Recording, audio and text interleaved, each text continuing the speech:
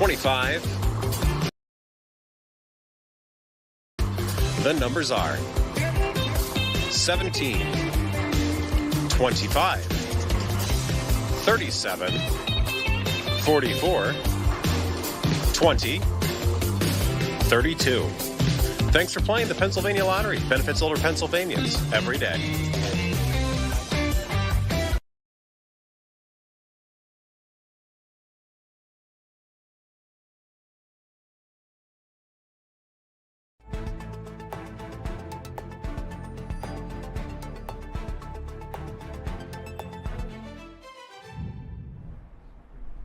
Hey guys, welcome to Philadelphia Live. We have a lot to talk to you all about today. My name is Judea Murray. You're taking a live look at Citizens Bank Park. The Phillies got a big game coming ahead, but it all comes as we know leadership has changed. So we'll be talking with our sports team in just a little bit about what exactly that change in leadership means for them. Of course, you're also taking a live look at the White House, an exterior shot, but also a close-up shot. We know that the president and the first lady are welcoming King Charles III and his wife, Queen Camilla. Once again, this is day 2 of their trip to the U.S. They say that they're trying to work on their relationship with us, as we know that we are entering 250. It happens with live. Sometimes you've got the shot, sometimes you don't. But, we are approaching 250 years since removing ourselves from the leadership of the UK. And so, again, this is a really interesting time. I think this is the first time in quite a while that the king has graced us, if you will, with his appearance. But let's get back to the Phillies. Again, this is really big news coming to us. I would say it was mind-boggling and mind-blowing, but our Scott actually kind of walked us through this yesterday. Scott, you kind of gave us a hint that maybe this could be coming. You told us there would be a meeting in the dugout. So how is everybody taking this news? Well, it's been interesting. I think it was telling that when Breland Moore went into the clubhouse to try to talk to some players when it was open today, that Bryce Harper was there right as soon as it opened. He kind of seemed like he was the member of the team that was going to speak on this, and everybody else was kind of gone. They weren't. It seemed like really wanting to talk about it. Jose Alvarado also shared some of his thoughts. But other than those two players, we really didn't hear much from the players about what they thought about what happened to Rob Thompson today. I think they know that this is not Rob Thompson's fault necessarily. Sure, he has some of the blame. But it is the players who are not hitting. They're not playing good defense. They haven't been pitching well. So, the manager can only do so much. The players have to pick it up if they want to win some baseball games and turn this around. And it is still early, and that is the move here. The play is they're trying to get a different voice, as President of Baseball Operations Dave Dombrowski said, get a different voice in the dugout and see if they can try to get this team kick-started. But Rob Thompson did a lot of winning here, led this team to the World Series 4 years ago. They came up short. We're in the NLCS the next year, came up short there. But they've been in the playoffs all 4 years he's been here, 9-19 right now. Not good enough, and they made a change. And we know we do have an interim manager, but I want to talk about more permanently. Do we have any idea of who they could even be looking at? Have any names been floated around for that position? Yeah, I mean, the one that everybody was kind of looking at was the Red Sox earlier this year fired Alex Cora, their manager, who was the manager in Boston when Dave Dombrowski was there. And together they won a World Series in Boston. So it seemed kind of natural that maybe the Phillies would pivot to that. There were some reports out there today that Dombrowski had reached out to Alex Cora, see if he was interested in this, and he said he was just going to kind of sit out, it sounds like, the rest of this year. But that doesn't mean that he couldn't be or might not be or is a front runner for this job after this season. They said that Don Mattingly will be the interim manager for the rest of this year. So that is now settled. It's his team for the rest of this season. But beyond that, Don Mattingly wasn't really looking to be a long-term manager. And so I think it's definitely going to be a change. I don't think they thought, though, 4 years ago that Rob Thompson would be the manager beyond that season. He led them to the World Series.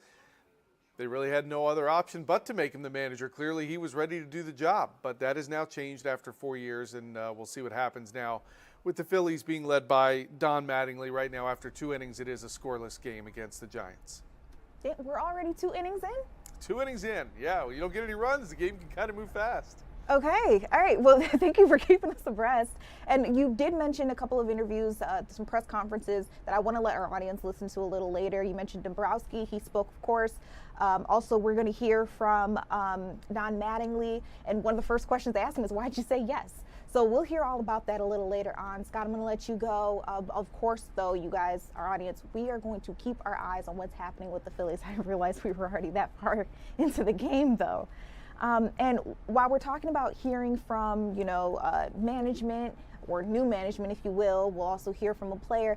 I want to focus on the fans. How are the fans feeling about this big of a change happening right before a game? Are they excited? Does this mean that, we could go on a winning streak soon? I want to touch base with Shawnette. She's one of our reporters. She's been out there. Shawnette, you have gotten to see some pretty exciting fans, but what's the real energy like out there?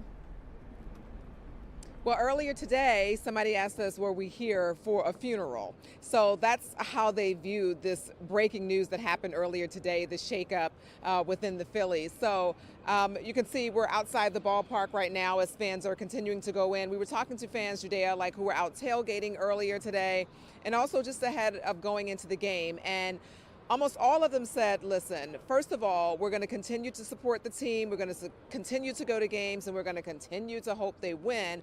But they all also said that, a change needed to happen. So let's go ahead and listen to what some of the fans told me first. I kind of think you got a raw deal. I mean, they got a lot of money out in contracts. You got to find a scapegoat somewhere, right? So who are you going to blame? Topper's who you blame. I like Topper.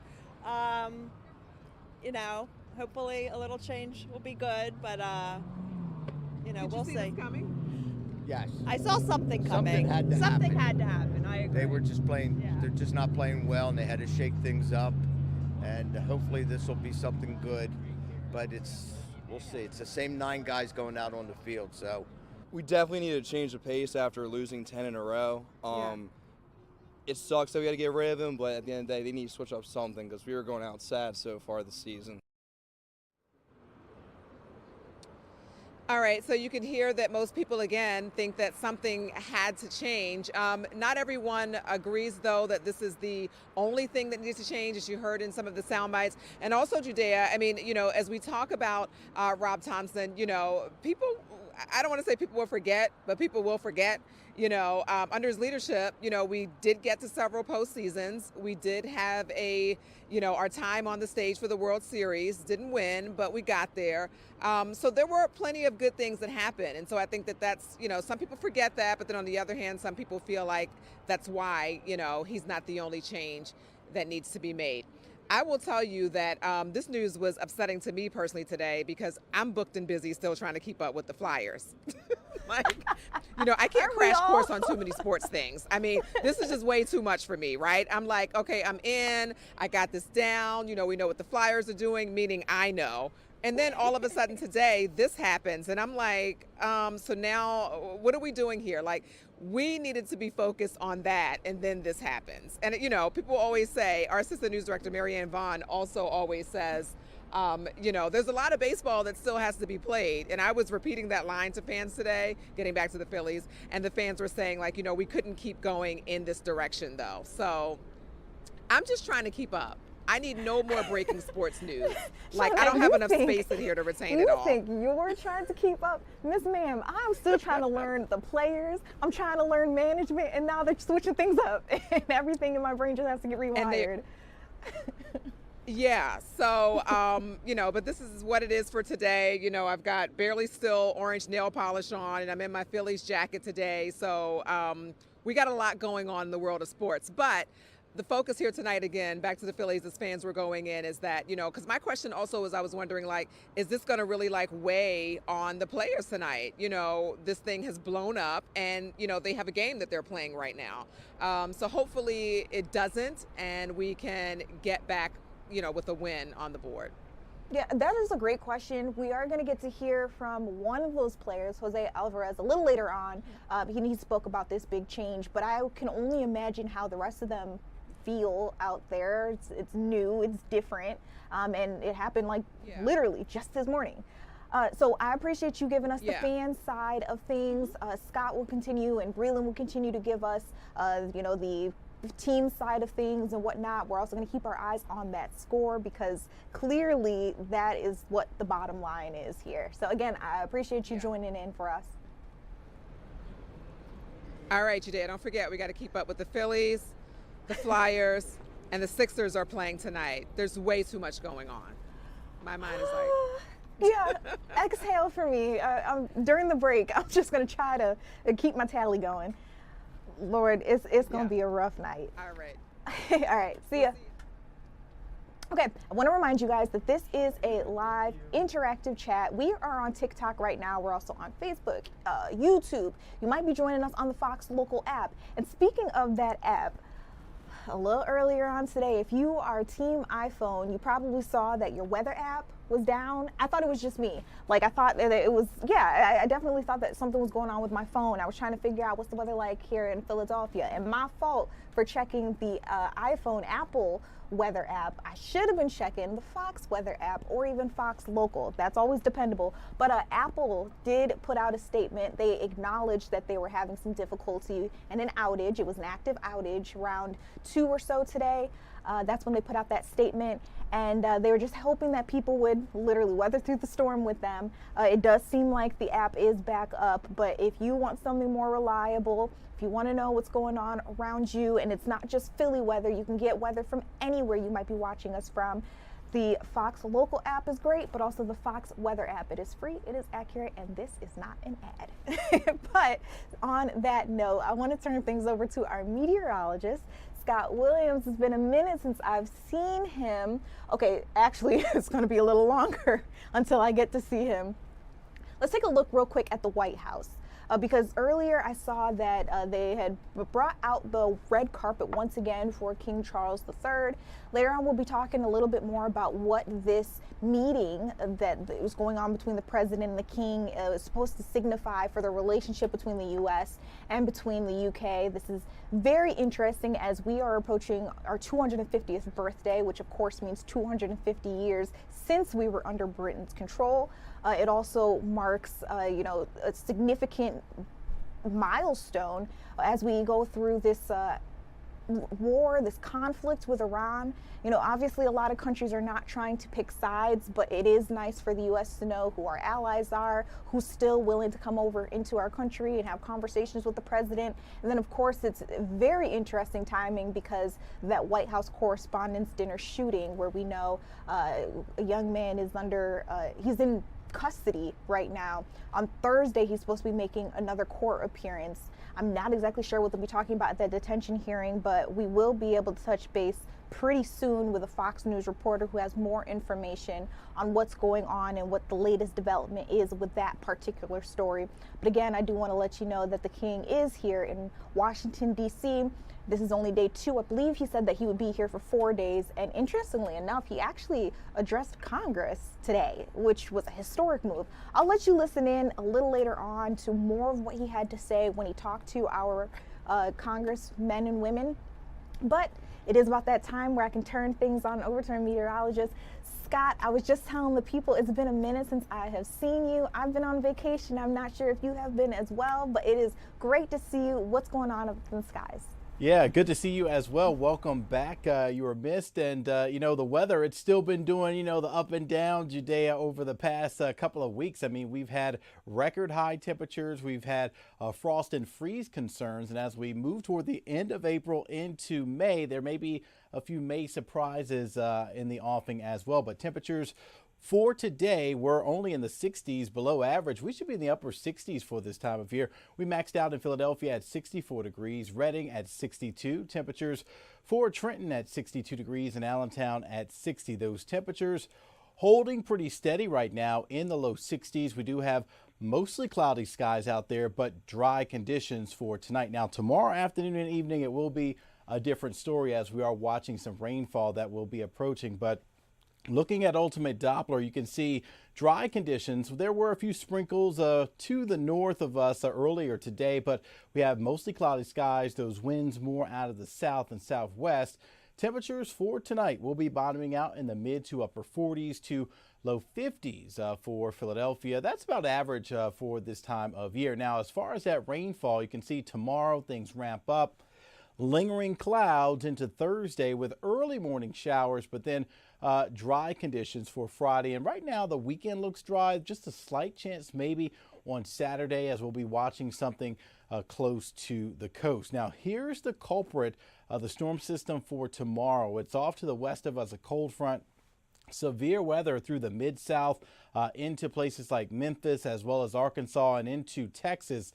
No severe weather expected for us, but we will see an area of low pressure kind of ride along that front as it moves toward the Delaware Valley during the day tomorrow. So what we're talking about, temperatures by 10 o'clock around 60 degrees, holding pretty steady tomorrow in the low 60s with mostly cloudy skies for the balance of the day. But by the afternoon, the evening commute, we're looking at that rainfall moving in. By this time tomorrow, we will be talking about that rainfall impacting areas across the Lehigh Valley, Delaware Valley, and as well into portions of Delaware and the shore points on Fox Local, Fox Philadelphia Live. Now, in terms of the temperatures for tomorrow, it's going to be cooler down the shore. Those numbers will be in the mid to upper 50s with that onshore wind.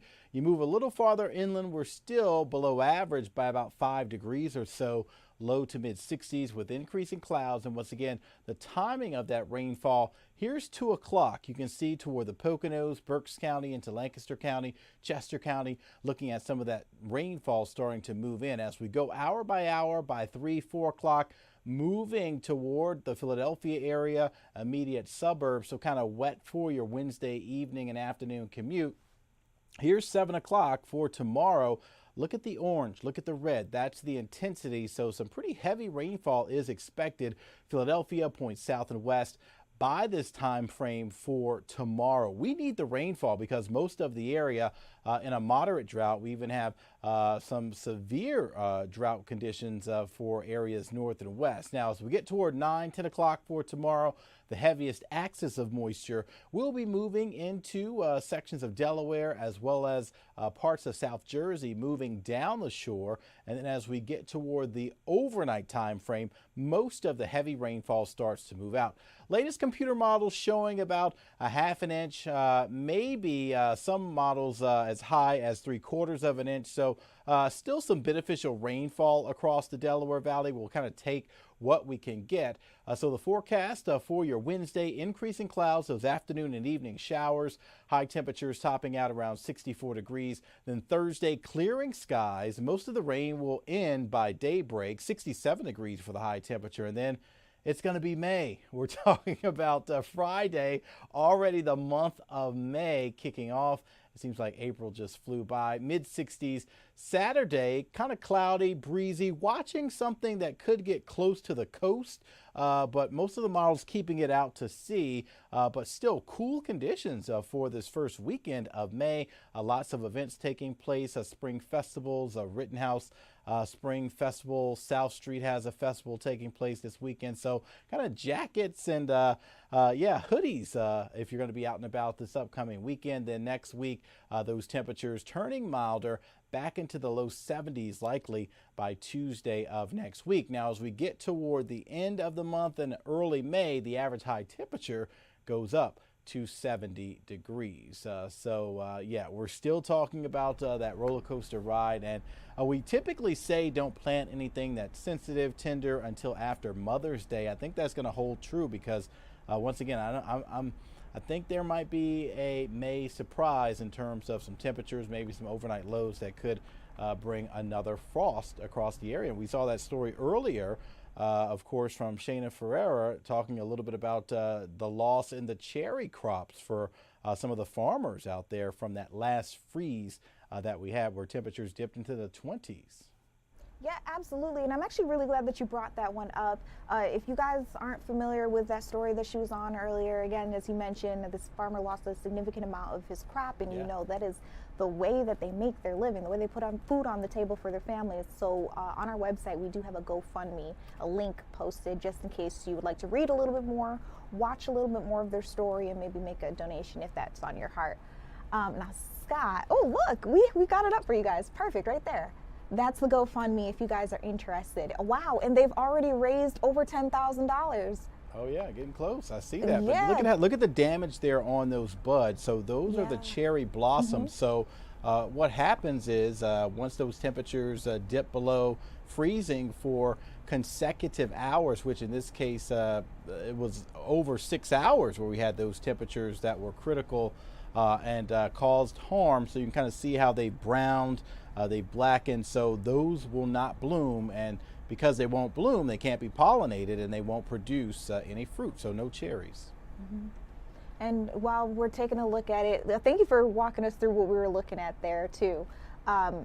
While we're, hoping that this farmer can get things going again in terms of having like money on the table and stuff like that. I also want to make sure I'm also letting you guys know if you're into things like apple picking, strawberry picking, cherry picking, like what he does at his farm, that could also have been impacted by the weather that we had earlier this last week. So again, Scott, thank you so much. Real quick before we go to break, I want to take a look out at the White House. You can see some of our leaders. Again, they are on this other camera that we have. There we go, perfect. President Donald Trump, First Lady Melania Trump, and then of course King Charles III and Queen Camilla have just met with each other. They're walking into the White House. They're expected to have some sort of event taking place there. And this is day 2 again of 4 days of the King being here.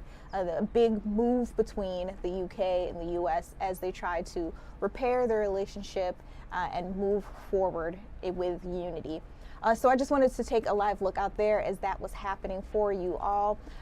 We're going to take a step back, but when we come back, while we're on the same vein of the White House, remember that shooting that happened at the White House Correspondents' Dinner? We're in a little bit more about the suspect in this case and literally the case against him.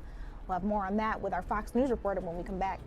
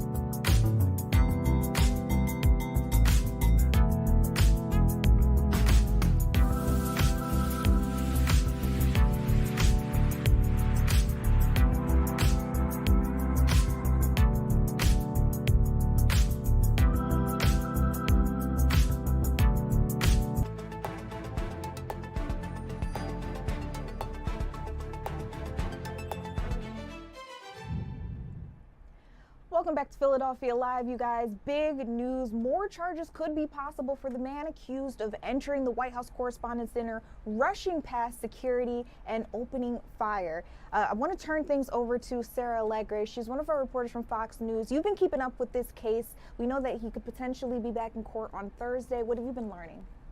Yeah. Well, Judea, following this case very closely, and we just know investigators right now building an in-depth case against 31-year-old Cole Allen. He lived with his parents here in the Los Angeles area prior to that attack. We do know the Justice Department pointing to what they call a more deliberate and widespread plot, saying he wasn't just targeting President Trump, but also some other high-ranking officials as well. No mistake. This was an attempted assassination. We are investigating this matter fully. We will apply the law fairly, and we will ensure that accountability is swift and certain. Yeah, Allen, a middle school and high school tutor in Torrance, California, facing 3 federal charges right now, including the attempted assassination of the president. Yeah, this is a charge that could put him away for life. Prosecutors also charging him with transporting firearms across state lines and using a weapon during a violent crime. Federal authorities say the response, though, very quick, very immediate in this investigation, one that's stretching across coastlines right now. The FBI immediately launched teams to Los Angeles to interview his family and also New London, Connecticut, where we obtained valuable information. We also dispatched fixed-wing aircraft across the country to transport any evidence and devices that were collected in the home to be immediately exploited by our technicians back here in Washington and down at Quantico. The feds say these are the weapons Allen brought to the Washington Hilton this weekend. Yeah, a shotgun and a handgun, both purchased in California and brought across state lines for the attack, according to investigators. Now, they're also saying this was a well-planned one The FBI saying Allen sent an email to family beforehand, calling himself a, quote, friendly federal assassin. We also know he booked a room at the Washington Hilton weeks in advance on April 6. Now investigators just trying to answer this question. How did those weapons even make it inside? Well, the FBI tells Fox Digital they are looking at a ton of surveillance video right now, trying to learn his whereabouts both before and after, working to understand how Allen got past security Saturday night in the first place, dodging that Secret Service checkpoint while the president was inside. Again, this investigation still in the early stages. Federal agents working to build out Allen's online footprint right now, also trying to confirm whether he had any kind of help. Allen has not entered a plea deal and, as you said, scheduled to appear in court for a detention hearing coming up this Thursday. Judea? So, Sarah, with that in mind, and maybe we know the answer, maybe we don't, but because of what happened on Monday, what are we expecting to come out of the court hearing on Thursday? Yeah, just moving forward, just maybe getting a better scheduling, an idea of what's to come. Also looking at evidence as well, too.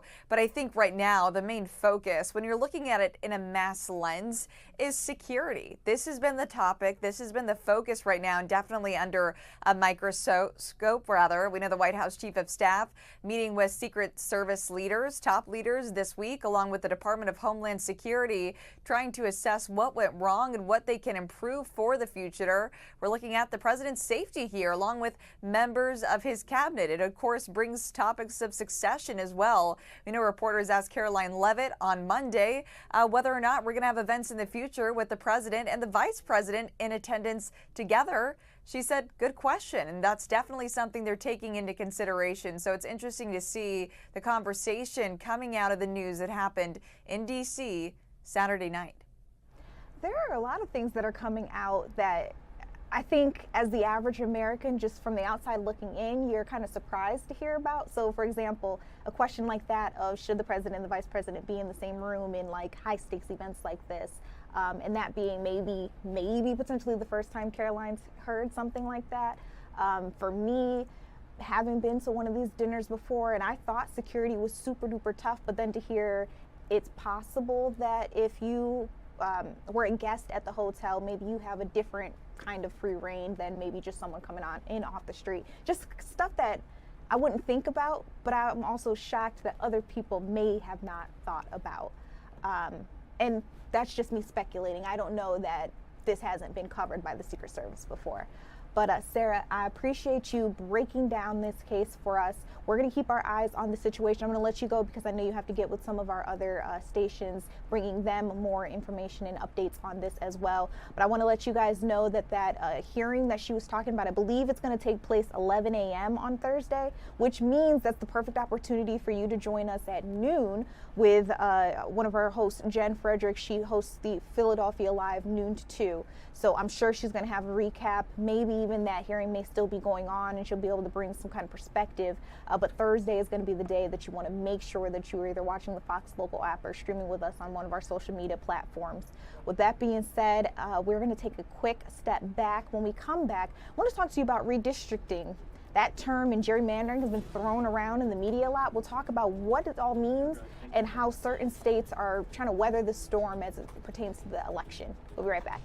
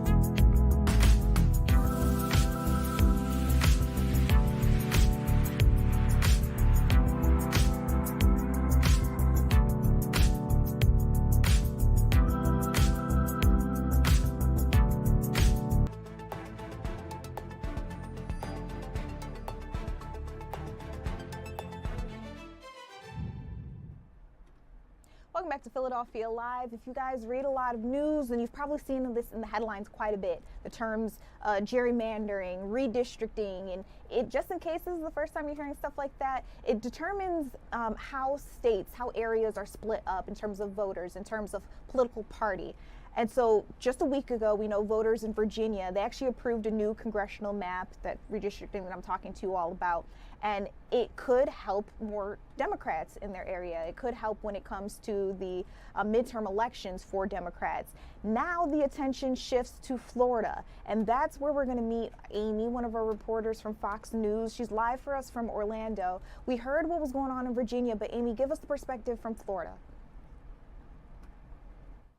Today, right now in Florida, Governor Ron DeSantis just yesterday released a new map, a newly proposed map for what districts could look like for Congress here in Florida. And the new map targets 4 Democratic-led districts here. They're in Tampa, South Florida, and here in Orlando, where I'm at. If this were to change, then Republicans would get an additional 4 seats in the House. Currently, Democrats hold 7 of Florida's 28 U.S. House seats with 1 vacancy. You can see the districts in question on the new map, one which Governor DeSantis says fairly represents Florida's changing population. This has been a long-standing issue that we've had since I've been governor. I vetoed the legislature's maps in 2022. We ended up doing a compromise map, got rid of a racially gerrymandered district in North Florida, but we still had one in Southern Florida, which I don't think is constitutional. This map removes that racial gerrymander. We are also in a situation in Florida, we've had a massive population boom. Florida's new map comes after Virginia Democrats successfully redrew their congressional districts in a way that will likely flip 4 GOP seats to the Democratic side. We've seen other states take similar action ahead of the midterm elections on both sides of the political aisle, including California, North Carolina, and Texas. Mandatory redistricting typically happens once a decade after the census, and up until recently, volunteer mid-decade remapping was quite rare. But a political scientist at the University of Central Florida told me these mid-decade efforts are becoming a lot more common and a lot more overtly political. Both sides have changed and gained some districts, but overall, it's still about the same partisan balance as it was before. That's why maybe Florida is so important, because if they could add 4 more Republicans, it would actually give Trump what he was hoping for, which is at least a slight edge in new districts that favor Republicans. Governor DeSantis's opponents here in Florida say that he is breaking the law. They claim this because back in 2010, Florida voters approved a ballot measure that made gerrymandering illegal here. Nikki Fried, chairwoman of the Florida Democratic Party, saying in a statement, DeSantis didn't draw this map for Florida. He drew them for the only Floridian he cares about, Donald Trump, adding DeSantis would willfully break the law. DeSantis, however, told Fox News that his decision has nothing to do with what's happening in Virginia. Rather, it's what he thinks is right for the state. State lawmakers are meeting and should be voting on this later this week. Back to you, Judea. Amy, real quick, you gave us a map. I want to see if we can pull that back up.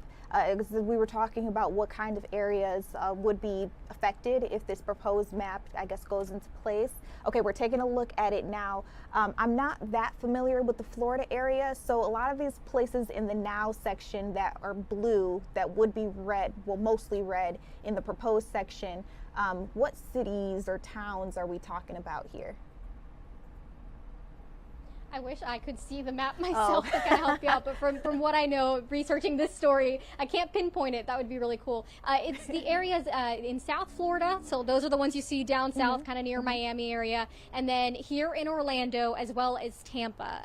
All of these are areas that currently have Democratic leaders, and now we're seeing this shift in population is what Governor DeSantis says, and that's the reasoning behind why this could be a change and be an opportunity for Republicans to get some more seats. And also, DeSantis did bring up that racial gerrymandering, and that would have been one of those southern districts you see on that map. Got you. And you know, I forget that just because I have a big monitor in front of me doesn't mean that everybody out in the field has that big monitor in front of them. One more question for you, and then I'll let you go. Florida, you know, obviously is not a vacuum. We talked about the fact that this is happening in Virginia. Are there any other states that you know of that are having this same kind of discussion ahead of the election? There are so many having these discussions. It's like you said when you were introducing this, that you've probably seen this in the headlines somewhere around the country. You've got states like Utah, Texas, Virginia, which we just covered, also going through this and trying to make some changes. North Carolina is another one that did the same thing. So a lot of places, and each state has different requirements for how they can go about changing the districts. So it's an interesting thing if anybody wants to read up on it a little further. Over in California, they had to change a couple things to even be able to do this, and that's not the same case here in Florida, where we're having a special session for it. But yeah, discussions are happening all over the country. I got you, and we'll definitely keep our eyes open. Like I said, with the headlines, they're definitely popping up, so you guys will probably see them on social media or your favorite news program that you tune into. Amy, thank you so much for joining us, giving us a look at this. Let's bring it back here to me here in studio. I want to also let you guys know that just because we're talking right now about whether or not what Governor Ron DeSantis is doing, I guess for some people, they're wondering if it's illegal or not. Gerrymandering, redistricting, drawing new lines on a map is not that uncommon. It happens a lot, just sometimes it's rejected, but it also tends to happen after a census. So, you know, the last census that we had was 2020. Even DeSantis was talking about there that he feels Florida has had a population boom and that the maps don't necessarily represent who and how many people live there now. So it's not that uncommon that we're seeing this. It's just very interesting that so many states are going over it at the same time. Of course, we know in the next couple of years we are going to have another big election, but of course the midterms is coming up. So that's why it's in the headlines now. All right, you guys, again, we're going to take a step back, but remember, we're keeping our eyes on the Phillies. It is a big night, not just because we've got a game, but also because we know that management has changed.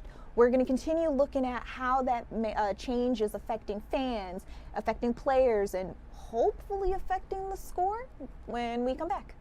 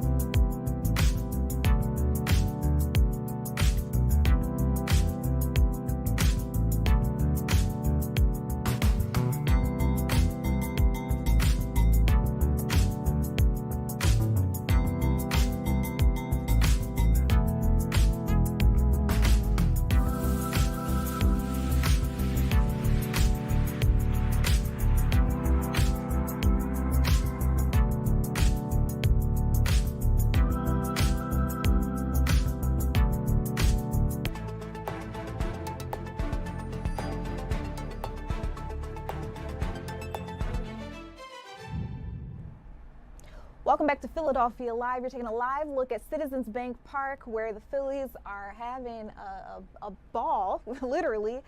We know that today they have a very interesting task ahead of them to play forward without their manager. That is because the decision has been made to fire Rob Thompson, and they have also named a new interim manager. And for the time being, we're going to check out and see how the Phillies are doing. And I'm taking a look at the score right now. They're not doing so bad. They're actually up 1 already. We're in the top of the 5th inning. Oh, hold on. Let's see if we can pull that score up for everybody, just so everybody can take a look at it. They're up 1 already. Again, we're in the top of the 5th, so, you know, could be worse. We're not doing so bad. We do know that this firing comes as the coaching staff, the Phillies, the team, the fans, they're hoping to ignite some new life, I guess you could say, breathe some new life into the team, because they started out with a 9-19 record. That's not great. Actually, they say that it's the worst record in Major League Baseball. But I want to let you know, too, that leadership is not just throwing everybody under the bus like you may think when you hear something like the team wasn't doing so well and so now somebody has lost their job. Dombrowski, the president for the Philadelphia Phillies, actually took one on the chin. He had a press conference earlier today, and he addressed head on the decision to let Thompson go. Let's listen in together. Dave, who do you think is more to blame for the bad start, the players as a whole or Rob Thompson? Well, this isn't a blame game. I don't, that's not that. We collectively are not doing well. This is a whole group. I don't think we're playing very well from an offensive, defensive, pitching performance. I don't think we're playing up to our capabilities. Squad together just has not done very well. You can blame whomever you choose to do, but for us, we don't really do that. Rob, it's like the rest of us. You bear responsibilities. I talk to him every single day, but just the way things were going are not going well enough. I don't think we're playing up to our capabilities. I think we're a much better club than we played. And so you make some decisions that are tough at times. Let's go to Matt in the back left. Dave, when did you make this decision to fire Rob? Well, First of all, Rob Thompson, I talked to him this morning, as I talk to him every day during the season. We had a very warm conversation, and from my perspective, he's a wonderful person. He's done so much for this organization. I thanked him for it. John Middleton came in after we were done. Wanted to make sure that Rob Thompson, and I had thought about it this time, offer him if he wanted to be a special assistant right away, but I think he probably get away and get a break. Was probably the best thing for him. But as John Middleton told him, he said, "You've seen some of the other moves. You're always welcome part of this organization. Some of the other people that have left, and I'm sure when he comes back, he'll get a deserved standing ovation from the fans." He's a wonderful person, done a lot, works hard, very conscientious. But I think at this time, I felt that we needed a new voice in there, a little different feeling in the clubhouse at this point. Rob was the first to admit that he doesn't know what's really going on. He's a little bit surprised on how we performed. I know you're going to have a Zoom with him later on, but he's been a little bit surprised. But I just thought at this time was the right time to get a different voice with some different direction, with a lot of the common, of course, Don's been part of our staff here all along. So he's got a pulse of his feelings on how we can perhaps improve a little bit here, a little bit there. Just a different overall as anybody would be coming in. But I think it was just that we needed a different voice in there. And a few years ago, 4 years ago, he was the right voice for us with the club that we had. There was no question about it, and he's done it very well. I think we needed a different voice with this group where we are right now. Did you try to hire Alex Cora, and why? Yeah, I did. I talked to Alex. We never got down to the nuts and bolts of things because, but I did talk to him. I mean, he actually called me Saturday night. He just called me as a friend Saturday night after he had heard about it because I guess he calls me one of his mentors, and we talked, and he had never been through that before. We talked on Sunday morning.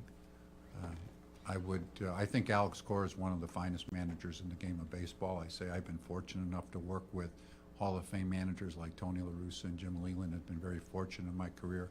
I think if Alex Cora decides to keep managing, he has a chance to be in that same category. That's how good he is. And I talked to him on Sunday morning. We talked about potentially taking the job. I thought I had told him I'd really come to the conclusion at that point that if he took it, I was going to make a change. And I thought that he might take it. But as time went on over the next day into Monday morning, it was apparent from his perspective that he wanted to take time with his family. And he's paid for, and it wasn't because of pay, it wasn't because he's paid through the next year, but he just felt that he wanted at this point to be a father first and foremost. And so that's what he had decided. Okay, let's go to Cole in the middle. Dave, I know in the offseason, Don said that his managerial days were likely behind him. What was that deliberation and dialogue like with Don, and was there any pushback from him? Well, so what we did is, I talked to Alex. I had a staff meeting planned all along. When I say staff meeting, and some of you've observed, we've had some of our scouts in town, our trusted lieutenants, since last Friday. Joined in Atlanta. They're staying through the San Francisco series. I had people in the front office that I had already asked to be part of that meeting, mostly assistant general managers, but different perspectives. And really the reason I asked those guys to come into Atlanta is I said, I want to check myself as much. We have not played very well. Is this the type of club we are? Is this us? I mean, realistically, we haven't played well in any part of it. Falls on my responsibility, all of our responsibilities, I'll take it. But I said I'd like to hear some other voices. You watch other clubs play. You watch how they go about their business, the talent that's out there. We talked. We had planned on getting together Monday afternoon, which we did at 1 o'clock. Those guys, along with the front office staff, and we talked about a lot of different things. How the club was playing. Alex wasn't going to take the job at that point. Should we still make a change? What other alternatives we should be? And I came to the final conclusion that we were going to make a change. I think it was the best for the club.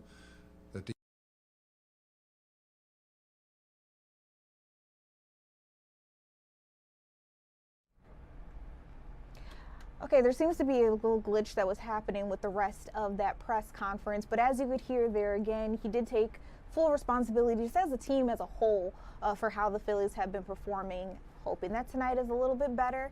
He mentioned that there's nothing necessarily wrong with Thompson, his leadership, said that at one point in time he was exactly what the Phillies needed, but just felt maybe it was time to get some new breath in there, get some new bodies in there. So right now, Don Mattingly, he is the interim manager. He's the manager tonight, actually, for the team. Again, we're keeping our eyes on the score. Last check, the Phillies were up 1. We were at the top of the 5th when we first came out to you guys. We are now at the bottom, and we're facing the San Francisco Giants, by the way. So not a bad team at all, but we're hoping that we can be better tonight.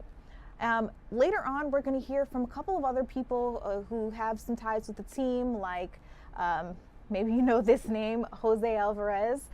He has a translator in the press conference we're going to hear from later, where you'll be able to get his perspective on how he's feeling about moving forward with someone new, under someone's new leadership. And then also we are going to hear from, I believe, Don Mattingly himself about what it took for him to say yes to this role. That's actually the very first question that a reporter comes out right out the gate, right out hot to ask him. Want to take an exterior look at the White House. I hear that later on there's supposed to be a toast. I mean, you could see when King Charles, Queen Camilla joined President Donald Trump and the First Lady Melania Trump, they were all dressed up just to the nines. And it seems like there's some sort of fancy event happening at the White House. So in a little bit, we're hoping to get you a live look on the inside. There's supposed to be a toast. It should be a very interesting event. And if you guys are interested, I mean, weigh in the live stream chat. We're on Twitter, I mean, not Twitter, we're on TikTok right now. Too many T's. We're also on YouTube, and of course, we are streaming live on Fox Local. But if you'd like to see that a little later on, just let me know in the live stream chat. When we come back from this break, there are a couple of other things that I want to talk to you all about, including these dinners from the White House Correspondents' Dinner. Because remember, it ended almost as quickly as it began. So what happens to all that food? We'll dive deeper into that when we come back.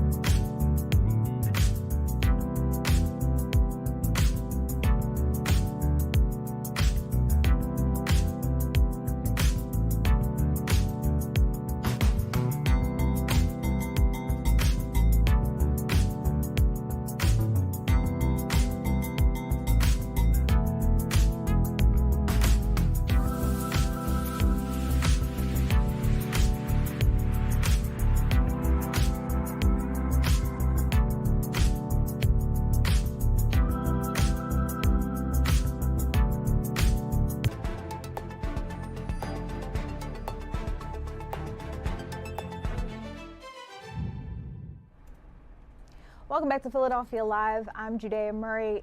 This past weekend, as you know, they say a man rushed into the White House Correspondents' Dinner, ran past security, opened fire. He was taken down, he has been arrested, and he has faced his first day in court, his first appearance. He's supposed to do another one on Thursday. But one thing that I know a lot of people were thinking about, I don't know if anybody was worried about it per se, but a lot of people thought about all that food that potentially went to waste at the White House Correspondents' Dinner. Thankfully, of course, that everybody was okay in the situation. We do know one officer was shot, but is supposed to be in great condition. And you're taking a live look out at the White House.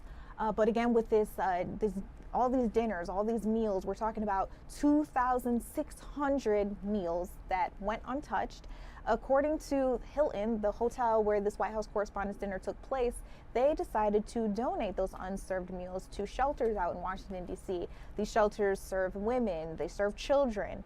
And so one thing that you might also be thinking about is, well, all this food, yes, it was donated. That seems to be a nice thing, but how do we know that that food wasn't necessarily spoiled? That's a big big point of concern for restaurants. That's why a lot of them don't give out their food. There's always a concern that maybe they could be giving out something that's past its date or past its time.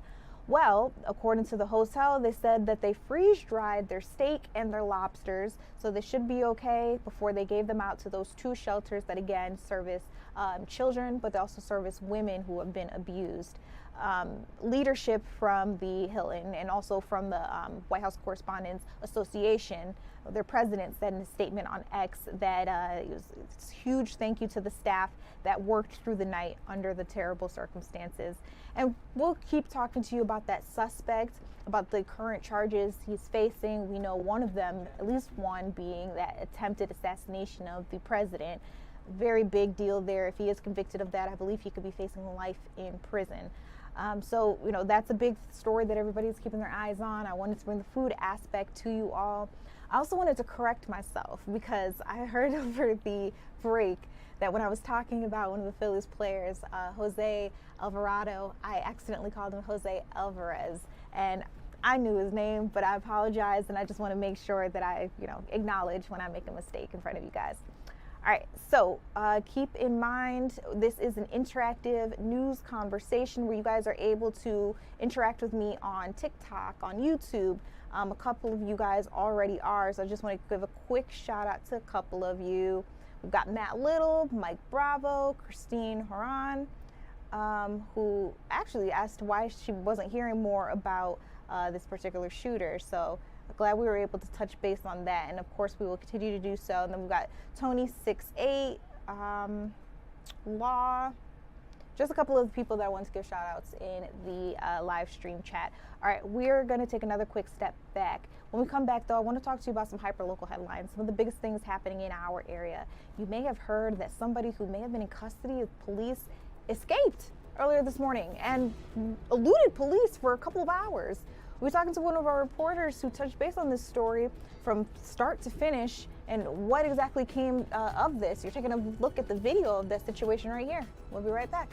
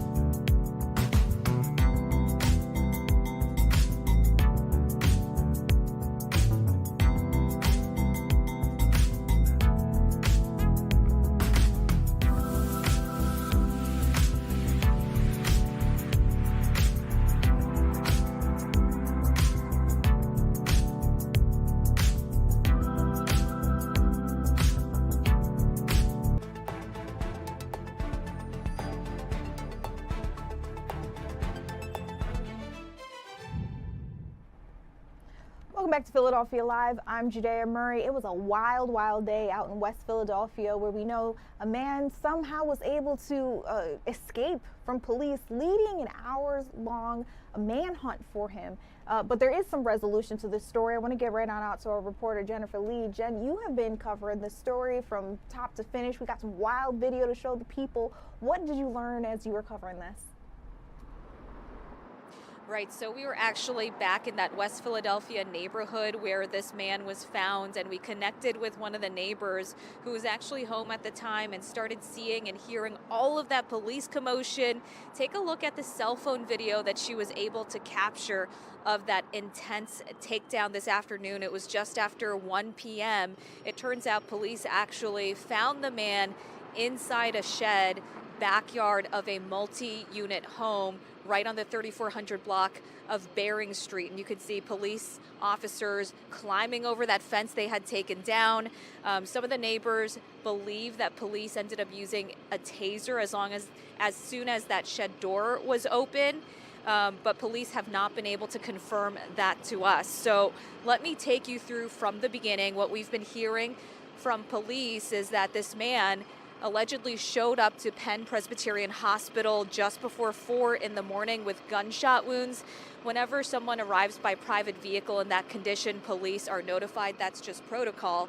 So, of course, police wanted to question this man after treatment. So around 10 o'clock in the morning, that's when the man was released from treatment, and he was in police custody according to PPD, and they said that he managed to escape.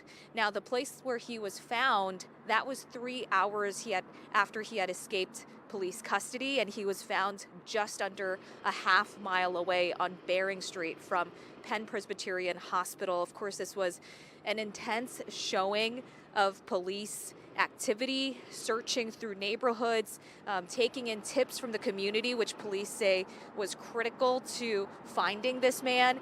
There were drones being used, canines, and police forces from the University of Pennsylvania and Drexel University also assisted Philadelphia police. So chaotic moments that a lot of people in these neighborhoods had to witness. Take a listen to what one of the inspectors from the Southwest Division had to say. We had information that he was on the 3700 block of Bering Street, possibly in the rear.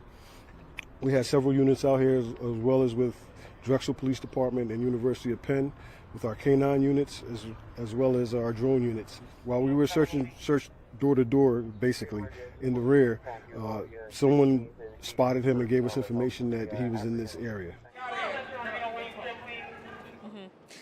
So that was Inspector Kapana Massaquoi with the Southwest Police Division, and he says police believe the man is connected to this incident that happened on the 2100 block of South 57th Street. It was a shooting investigation that happened over there, and of course that was the reason why police wanted to investigate and question him and why they were taking him in their custody. He was captured again just after 1 o'clock, and we're told that he's now being investigated right here at PPD headquarters. Of course, this has now expanded into a much bigger investigation. How did this man escape, and why did he decide to run from police? Today, I'm going to have a witness interview coming up later tonight, starting at 10 o'clock. That's going to be big. And you ended on basically the questions that I wanted to ask you. Clearly, even officers don't really know the answers to those questions just yet. Just a really bizarre situation there. If I'm not mistaken, unless you are charged, you're formally charged, at any point, I would think that if he didn't want to answer questions, he didn't have to. I mean, yes, maybe he had to go to the precinct with them or to headquarters with them, but I just don't understand. This is a mind-boggling story to me. I think a lot of people have similar questions. The fact that he showed up to the hospital in a private vehicle with gunshot wounds, of course, that does raise some flags to police. And again, that's why they are usually notified and why they want to talk with those individuals when it does happen.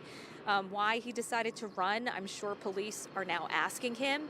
How he was able to do it, I think, is also at the top of minds of people who have been following this investigation, and of course that 3-hour-long search for police, especially in those neighborhoods that were affected directly. I mean, it was dozens of police taking over neighborhood streets just north of Drexel University's campus, UPenn's campus, blocks away. So, a lot of people are usually out in those neighborhoods, especially in weather like today. And I know another thing, a lot of residents, people who live in that area are going to want to know, because it was hours before they were able to find him. Yes, we know where they ended up finding him and recapturing him at, but I'm sure people are also wondering, had he been there the whole time? Had he been hiding out anywhere else? And that's just stuff that's going to have to come out in the wash when this investigation continues. But I appreciate you giving us the latest. I want to go over the nuts and bolts with our audience real quick, but Jen, I'm going to let you go because I know you have to continue gathering the news for the 10 o'clock. Remember, she said that she'll have that witness statement for you all, so that'll be extra special, where you'll be able to hear a little bit more about what's happening here. But Mel in the chat said, what happened? So I want to make sure that you are aware.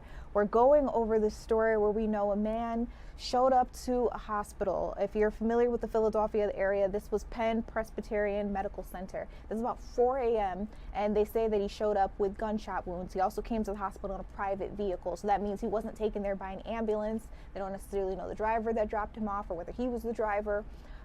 After showing up to the hotel with those gunshot wounds, police were notified. They came, they had questions for him, and they were trying to take him into custody.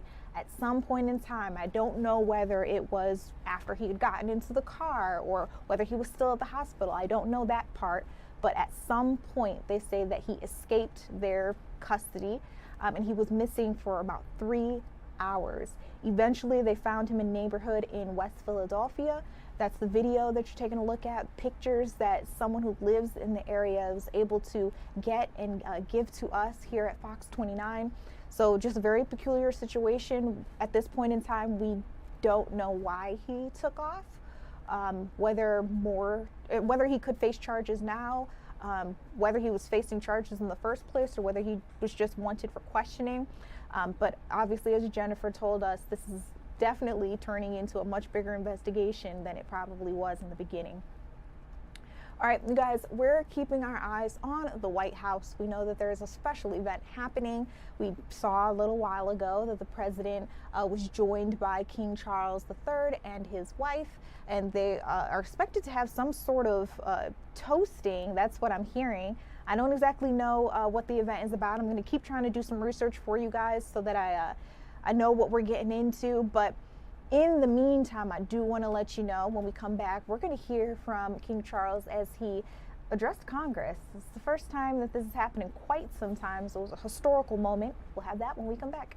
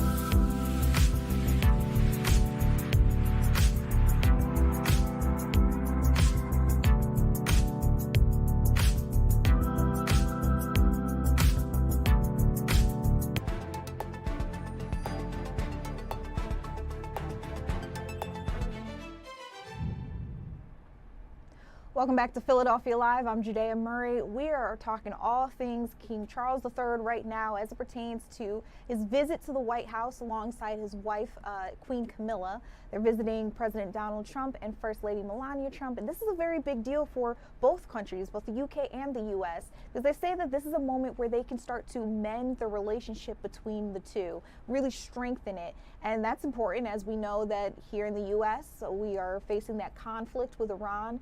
Ceasefire deal, what's going on with that? A lot of questions surrounding it.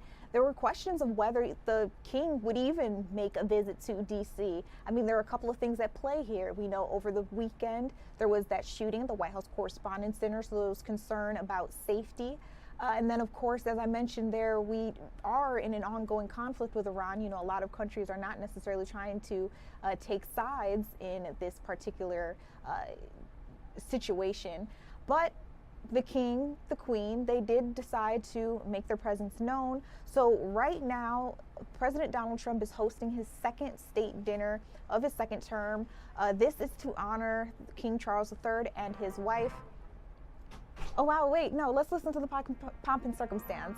That was pretty cool. This is what could be heard when they first made their arrival to the White House. And again, as I let you all know, right now they are having that dinner. And by the way, I took a look at the menu. There's a lot of stuff on here I can't even pronounce. It's clearly a super fancy event that they say First Lady Melania Trump helped plan. And again, this whole entire thing is to smooth out any of the tensions that might exist between the U.S. and the U.K. Clearly, the U.S. is looking for some more allies here. Now, earlier, King Charles addressed Congress, and that was a historical move. This is something that hasn't happened in quite some time. And apparently, during his speech, as you could say, he made a lot of jokes. I want to let you guys listen in. We'll listen in together, actually. Mr. Speaker, Their Majesties King Charles III and Queen Camilla.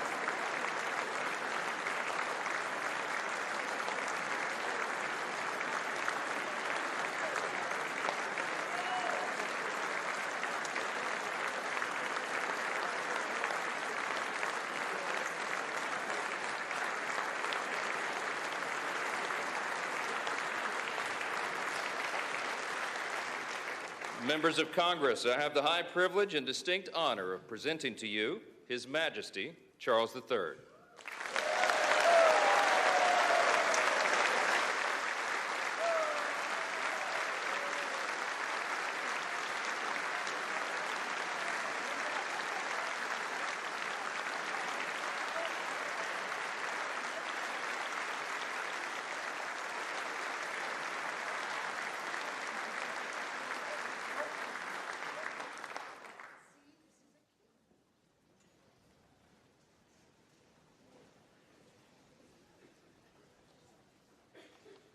Mr. Vice President, Mr. Speaker, members of Congress, representatives of the American people across all states, territories, cities, and communities.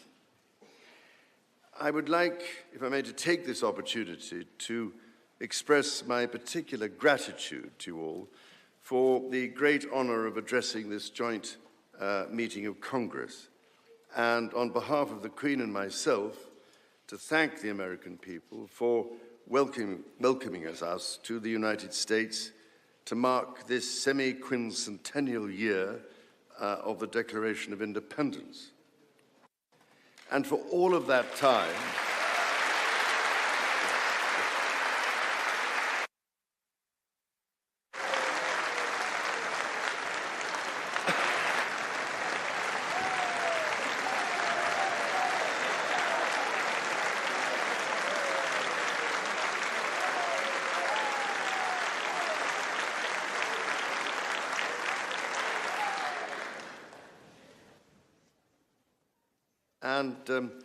for all of that time, our destinies as nations have been interlinked. As Oscar Wilde said, we have really everything in common with America nowadays, except, of course, language. So, ladies and gentlemen, we meet in times of great uncertainty, in times of conflict from Europe to the Middle East, which pose immense challenges for the international community and whose impact is felt in communities the length and breadth of our own countries. We meet, too, in the aftermath of the incident not far from this great building that sought to harm the leadership of your nation and to foment wider fear and discord. Let me say with unshakable resolve, such acts of violence will never succeed.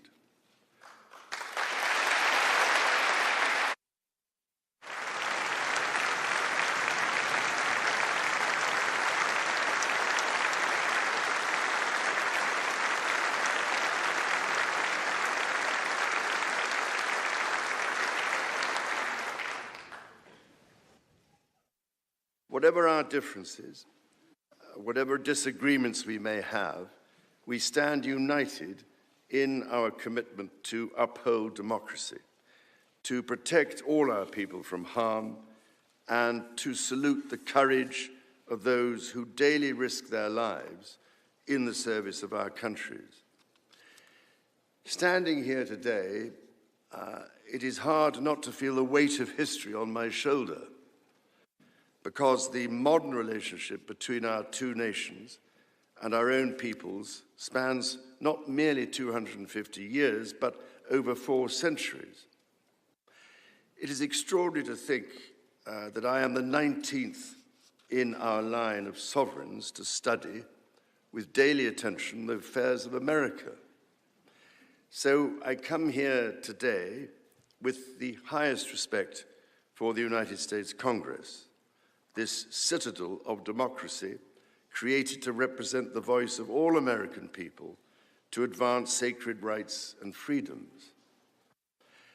Speaking in this renowned chamber of debate and deliberation, I cannot help but think of my late mother, Queen Elizabeth, who in 1991 was also afforded this signal honor and similarly spoke under the watchful eye of the Statue of Freedom above us.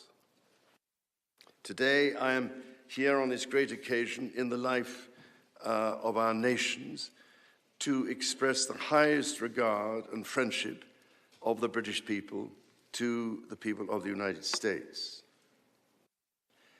Now, as you may know, when I address my own Parliament at Westminster, we still follow an age-old tradition and take a Member of Parliament hostage, holding him or her at Buckingham Palace until I am safely returned. These days, we look after our guests rather well, to the point that they often do not want to leave. I don't know, Mr. Speaker, if there were any volunteers for that role here today. As I look back across the centuries, Mr. Speaker, there emerge certain patterns, certain self-evident truths from which we can learn and draw mutual strength. With the spirit of 1776 in our minds, we can perhaps agree that we do not always agree, at least in the first instance. Indeed, the very principle on which your Congress was founded, no taxation without representation, was at once a fundamental disagreement between us, and at the same time a shared democratic value which you inherited from us. Ours is a partnership born out of dispute, but no less strong for it. So perhaps in this example, we can discern that our nations are in fact instinctively like-minded, a product of the common democratic, legal, and social traditions in which our governance is rooted to this day. Drawing on these values and traditions, time and again, our two countries have always found ways to come together. And by Jove, Mr. Speaker, when we have found that way to agree, what great change is brought about, not just for the benefit of our peoples, but of all peoples. This, I believe, is the special ingredient in our relationship. As President Trump himself observed during his state visit to Britain last autumn, the bond of kinship and identity between America and the United Kingdom is priceless and eternal. It is irreplaceable and unbreakable.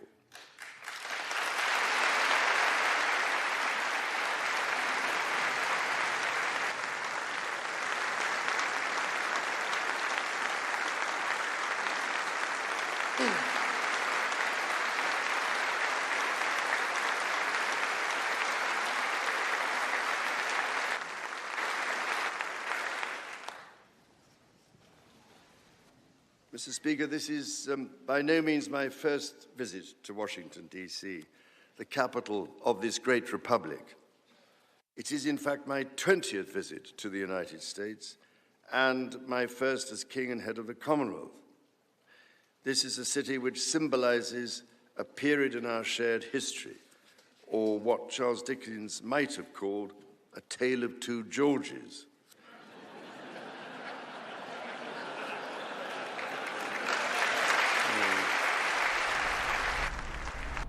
So as you can see there, Congress was absolutely loving King Charles III as he gave that address a little earlier on. Now that full address is a little under 30 minutes. We are cutting it short only because I do see out in Minnesota, Governor Tim Walz, who you all probably remember from his brief run for vice president under Kamala Harris.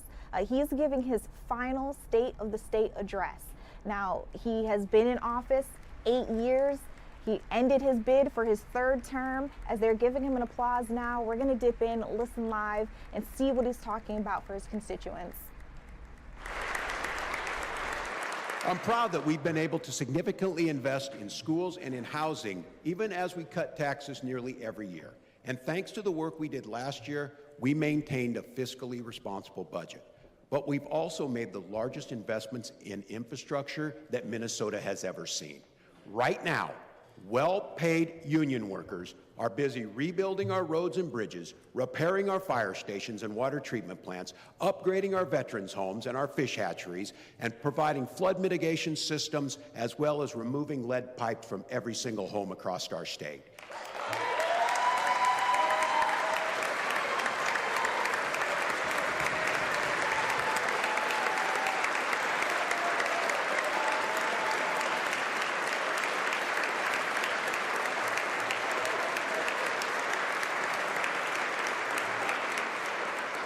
We've taken a responsible path and worked together to get Minnesota on 100% clean energy by 2040 while creating green jobs in every corner of this state. I've had the privilege of signing over 40 different climate initiatives that this body passed, including expanding our electrical vehicle infrastructure, making our homes and businesses more resilient and efficient, and cutting red tape for clean energy products.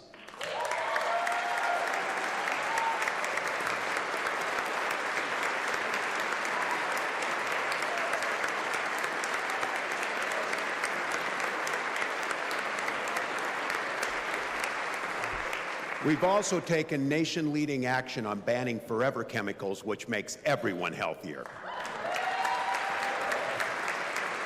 But we're not done, not by a long shot. This session, I'm asking you to pass a bonding bill, an additional $907 million investments in our state's infrastructure that will support public safety, clean water, safe transportation, affordable housing. We need to keep our state strong and our people thriving. I'm asking you to join me also in supporting sustainable aviation fuel, a way we can support business doing the right thing, grow our ag economy, and creating a cleaner future. I'm asking you to join me in getting our state ready for an economy of the future. I don't want Silicon Valley deciding how artificial intelligence and other new technologies will impact our small towns and our working families. I don't want technocrats like Peter Thiel, Sam Altman, and J.D. Vance determining who wins and who loses.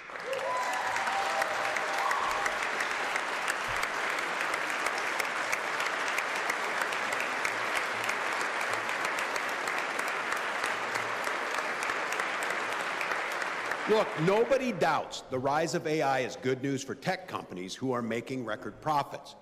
But as industries, business practices, and jobs are transformed by innovation, we need to be taking bold steps to protect and prepare our workers for what's coming. That's why we're proposing a social media tax, not on users, but on big tech companies making billions off our data. I want to use the revenue from that work for workforce development initiatives designed to get Minnesotans ready for the age of AI and other emerging technologies.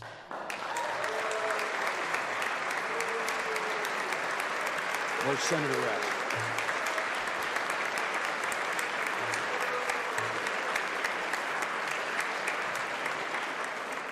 I'd also like to propose the establishment of a new Governor's Council on the future of AI economy that would help guide us on how we invest funds to keep Minnesota a leader in innovation while making sure the benefits go to everyday people, not just the tech CEOs.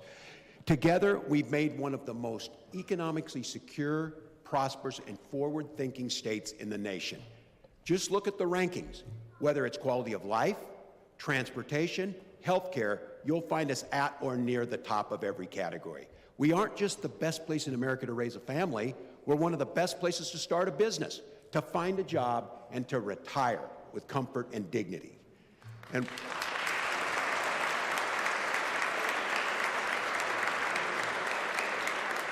I don't know if there's a ranking on this, but there certainly should be. I think we've also made Minnesota one of the freest places in America.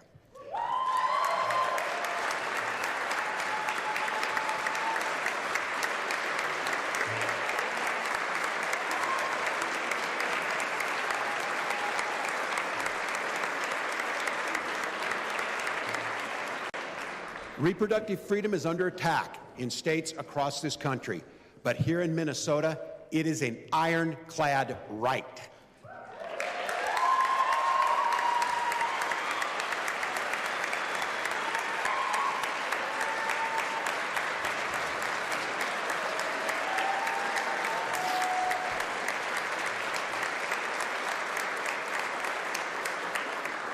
And our trans friends and neighbors are facing an all-out assault on their simple right to exist. But here in Minnesota, we've instituted protections, including the right to gender-affirming care, because we're a place where everyone belongs.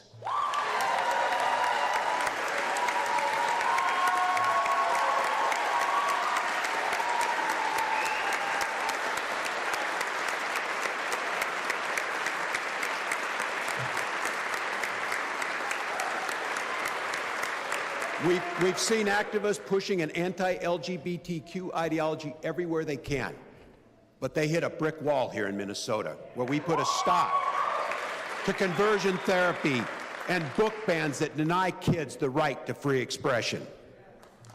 We stand up for the lookout here. People of color are facing an attack on their right to vote as the U.S. Supreme Court takes aim at the Voting Rights Act. But here in Minnesota, you passed a Voting Rights Act of our own, prohibiting standards that would deny or limit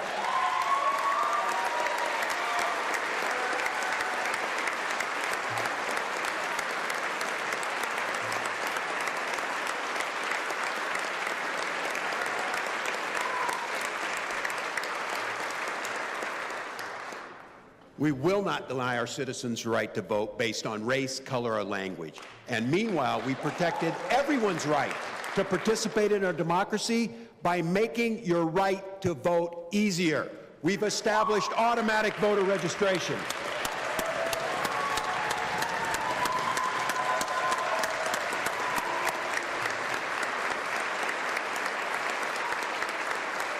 Voting is good. Voting is good. It's kind of the hallmark of democracy. We've created permanent absentee voter status. We've pre-registered our 16 and 17-year-olds to vote. And we restored the franchise to 55,000 previously incarcerated Minnesotans who have already paid their debt.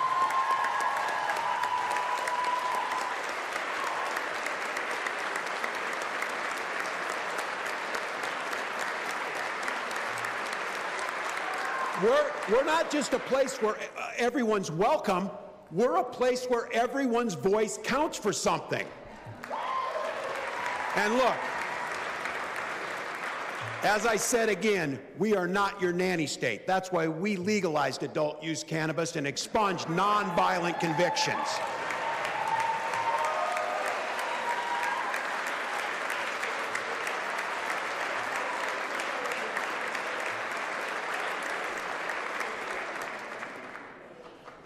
And I'm proud to say the Lieutenant Governor and I have dramatically improved tribal relations and restored the Upper Sioux Agency State Park to its rightful owners after 161 years.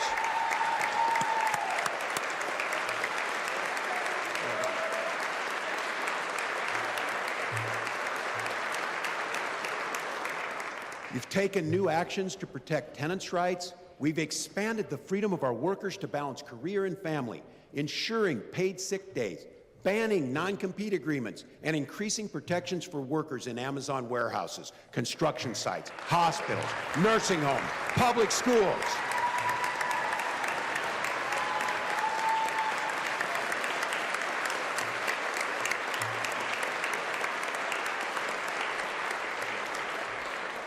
And of course, we established the nation's leading paid family leave program.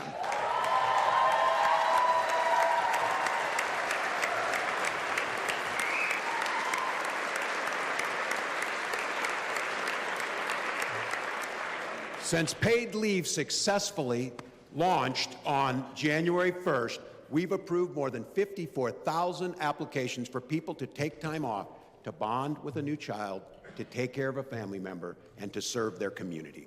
But we're not done, not by a long shot. After all, freedom just doesn't mean freedom from government oppression and corporate abuse. It means freedom from fear. And in addition to the immense heartbreak and loss of gun violence has inflicted upon our state, especially on communities of color, the fact is that too many of us have to live in fear that we could be next. We've already taken action to protect communities from gun violence. I have signed bills out of this chamber that established red flag laws, expanded background checks, increased criminal penalties for straw purchasing guns, and passed legislation to ban deadly binary triggers, which we need to reestablish this year.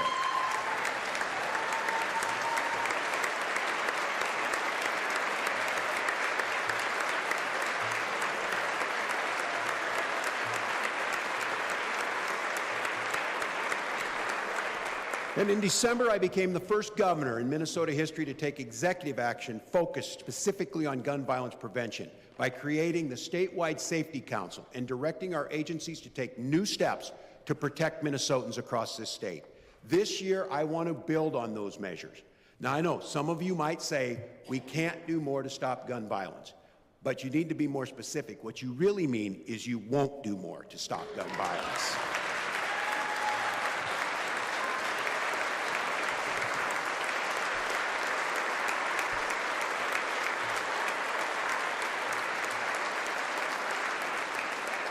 Because the truth is, in this chamber, we've beaten the NRA before, and we can do it again.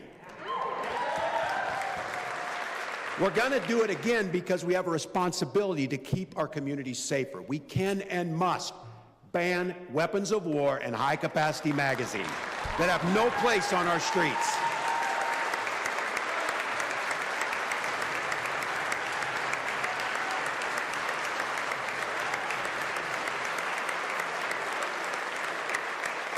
And we can and we must require gun owners to do what responsible gun owners already do. Lock your weapons up properly and report them when they're stolen.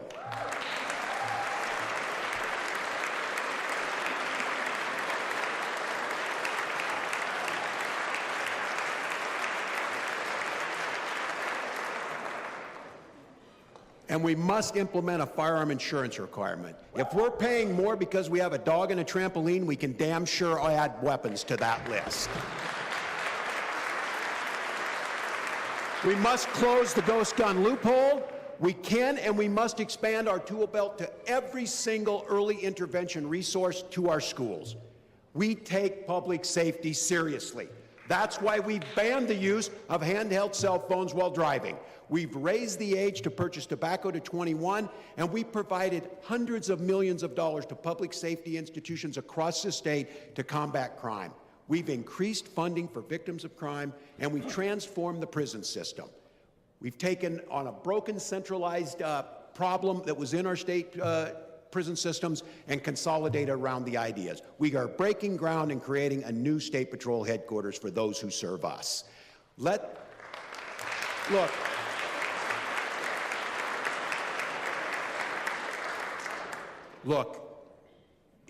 if this is not the year to tackle this after enunciation and everything else we've seen, our responsibility is to serve those people that are out there. Let's move forward and prevent gun tragedies right here and put Minnesota as a leader in safety in our schools and in our communities.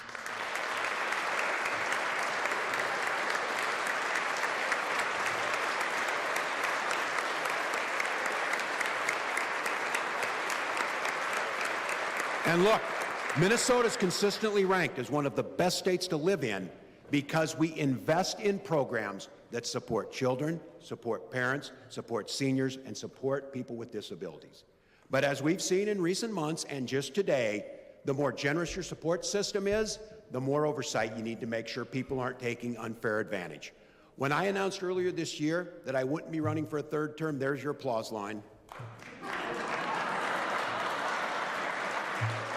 Go ahead, there you go. But I promised you that I would devote my energies to fighting fraud in our state's human resources program. Tonight I want to update you on that progress, and I want to ask for your help in taking the next step. In February, I introduced a comprehensive anti-fraud package that we began to implement a 9-part fraud prevention roadmap that was developed by Director of Program Integrity, Tim O'Malley, who I thank for his work. We've created additional checks and balances. We've brought on more investigators, more auditors, more law enforcement agencies, as well as an outside firm to take a look at high-risk programs. People who have ripped us off are getting caught, and they are going to jail, just like today. I've said the buck stops with me. And as I know some of you will take that as an open invitation to play politics with every incident of fraud that takes place here in Minnesota, even though I have to tell you, the statistics show it's happening in red states more than here, but so be it.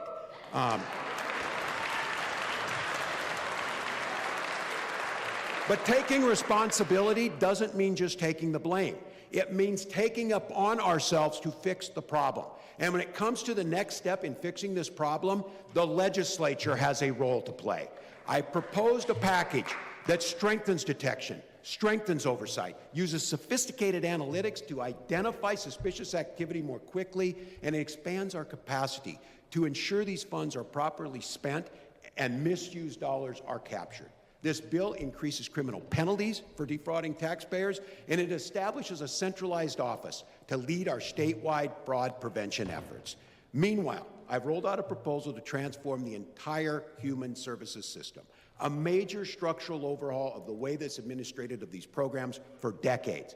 I want us to move away from a complex, layered administration managed by a patchwork network of counties, managed care organizations, and state agencies, towards a single model where a single centralized agency can make sure they have control before the money goes out the door and it gets out efficiently. This proposal would also modernize Medicaid administration, consolidate administrative functions, and initiate independent reviews to strengthen program integrity, improve how services are delivered to all Minnesotans. My ask for you tonight is simple. If you're taking fraud seriously, take your responsibility seriously and pass legislation to stop it. If you talk about oversight, vote for that oversight in the bills that are working their way through the chamber. All right, you guys, we have been listening to part of the final State of the State address for Governor Tim Walz, who represents Minnesota. Again, you may remember him from his time trying to run for vice president under the bid for Kamala Harris. He's been talking about a lot of what he believes to be his successes, like providing free school meals to all the students there in Minnesota, protecting reproductive freedom, even cutting taxes for the middle class. But of course, there's also a stain that follows him, as we know. President Donald Trump, other leaders, and even some voters are concerned about the way he has handled fraud there in Minnesota. And I see you guys commenting in the live stream chat too. You know, just keeping everybody abreast as to what you know about this situation here. Again, he ended his third term bid for governor, so this is the final State of the State address for him as governor.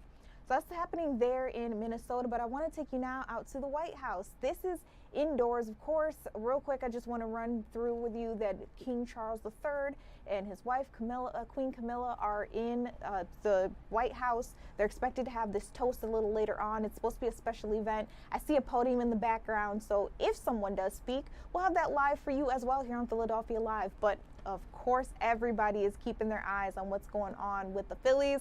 We've got our Breland Moore in the wings waiting to tell you all about this game that we are in as we speak. We'll be right there when we come back.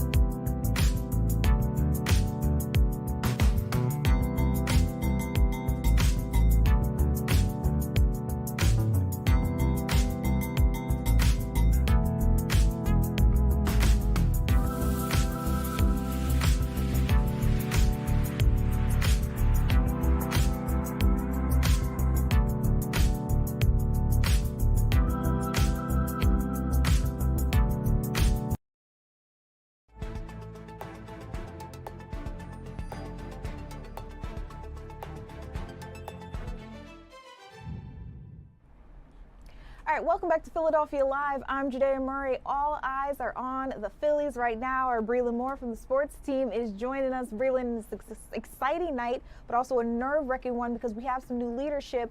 How's it going out there? Yeah, I think it was a really chaotic day, to say the least. When you're down there at the ballpark, yes, the Phillies had a game tonight against the Giants, and that was not really the main focus for everybody tonight. Understandably why. Rob Thompson manager for the past 4 seasons, led them to 4 consecutive postseason appearances, including a World Series berth, was relieved of his duties today, and Don Mattingly has taken over now as interim manager there. So massive leadership shakeup that apparently was not conveyed to the players. Bryce Harper actually said that he found out, quote, when everybody else did. So a little bit of shock, definitely a weird clubhouse leading up to this today. I was in there, and usually there's guys buzzing around, hanging out, whether they're talking to the media or not. There's always a presence there of other players. And there really just was no one in there. The atmosphere was very, very odd, very interesting. I've never really seen that response before, because it was very clear. I mean, at least to me, that's the impression I got, was that people did not want to speak on what was going on here today. Bryce Harper and Jose Alvarado, who uses a translator, those were the only 2 players that would speak to the media when we were allowed to be in there. So really, really strange lead up to this game, but usually when you fire a manager, the response is pretty overwhelming, and right now they are ahead 5-0 at last check. So I guess maybe it's working for right now. We'll see, though. San Francisco, you can see they're on their record. They are 13-15, so not the best team either. So I'm not sure if this is a true gauge of how they're responding, but yeah, definitely a very strange one going on today. Do we have any games coming up where you think we could get a truer sense of whether or not this leadership, I mean, it's hard to say whether in 24 hours, literally less than 24 hours, whether changing the leadership could make a difference for a team. But do we have any games coming up where we would actually get to see if the players are feeling better, playing better? I don't know if it's necessarily looking forward to a specific game, right? Baseball is a really weird sport. It's 162 games, and it's a very long season, and I think you're just going to have to ride this out and see where they are in a month or 2 from now. Personally, I think it was a little premature to fire Rob Thompson. This team historically has had pretty slow starts. Not this slow. This was bad. But also, this type of start is not solely on the manager. The players have to execute. These players are out there making, they're on $300 million contracts and not producing at the plate, and that is unacceptable. And so it's not completely on your manager, but a lot of times in sports, it's not really ever on the head coach or whatever, and you still fire them anyway to get the locker room or the clubhouse or, whichever sport you're talking about, to get those guys fired up. So hopefully this will force a response, but their problems certainly don't start and end with the manager position and Rob Thompson's job. That's for sure. Well, I want to ask you this. I asked Scott this. I want to get your perspective, though. We do have that interim manager, but of course, eventually they'll probably be looking for a more permanent person to fill that role. Are there any names that are already being tossed out there? Is there anybody that you would want to see at least get the opportunity to go for the job? I'm really interested to see what they do. So I don't know if Scott had told you, Alex Cora was definitely in the mix there, and he apparently declined the offer. So there's that. We'll see what Mattingly has to, does here. That's what happened the last time. Joe Girardi was actually fired due to a pretty dismal start. Rob Thompson took over for him. He was also the interim manager, ended up leading them to the World Series, and well, we know what happened. The interim tag definitely went away after that. So we'll see how they respond. We'll see what they do. But like I said, I'm not entirely sure that the manager position is going to motivate players to do their jobs.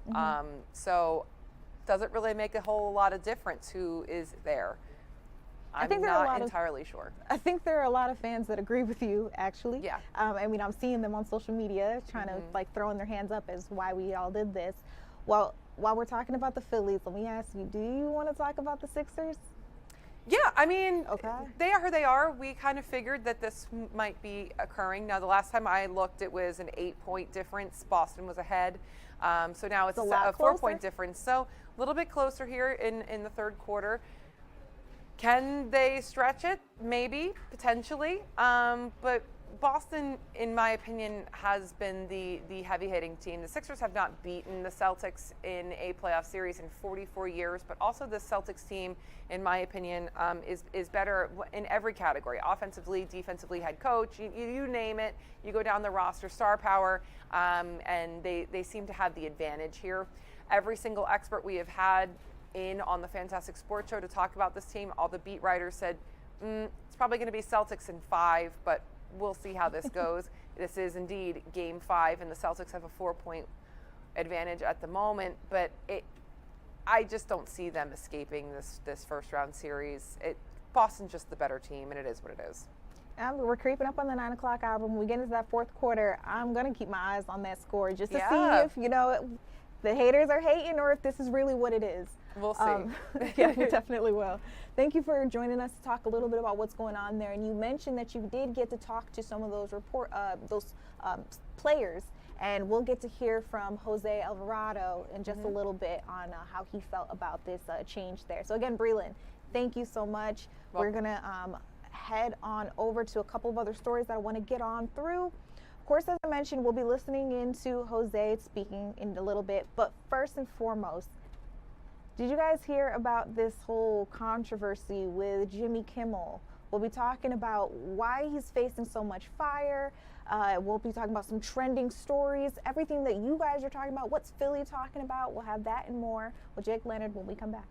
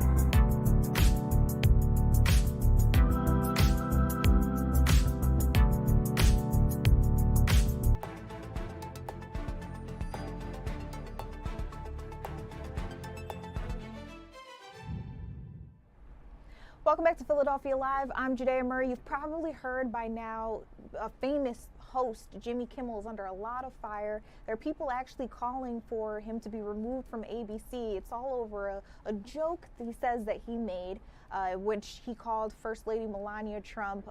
He said that she had the glow of an expectant widow.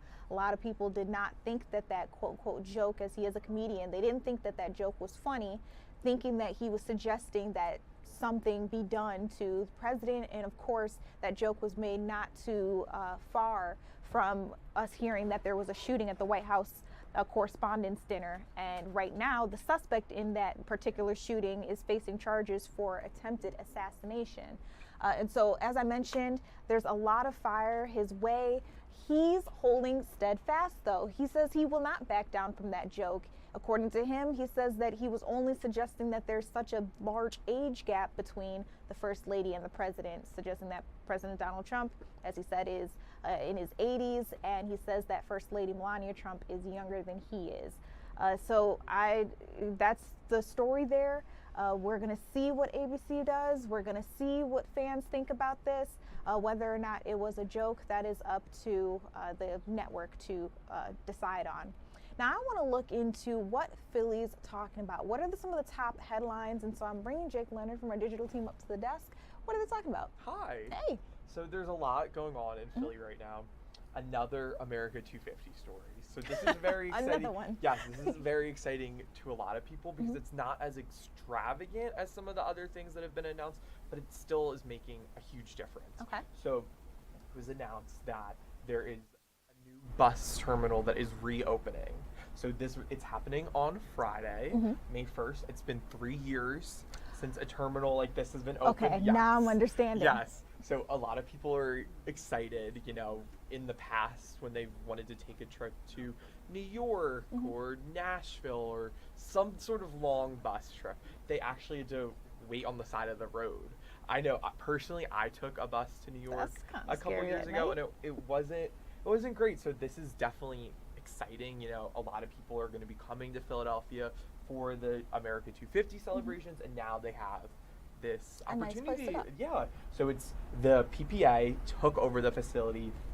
They signed a 10-year lease, so a lot of money to operate and maintain the site. So the city's spending over $2 million on renovations to, fix it up. So new lights, kind of just an updated aesthetic, So it's a really exciting thing, Obviously not as grand as some of the other 250 things, but it's something gonna we could all use. Yeah, it's gonna make a big difference to a lot of people. Yeah, and I'm hearing it seems to be the general consensus that a lot of people are excited that America 250 is bringing so much change, so much beautification to the area. As you mentioned, this was something that was 3 years and I don't want to say 3 years in the making, but 3 years that should have been in the making. Yes. Where a lot of people are just excited to see that area being used again. Yes, definitely.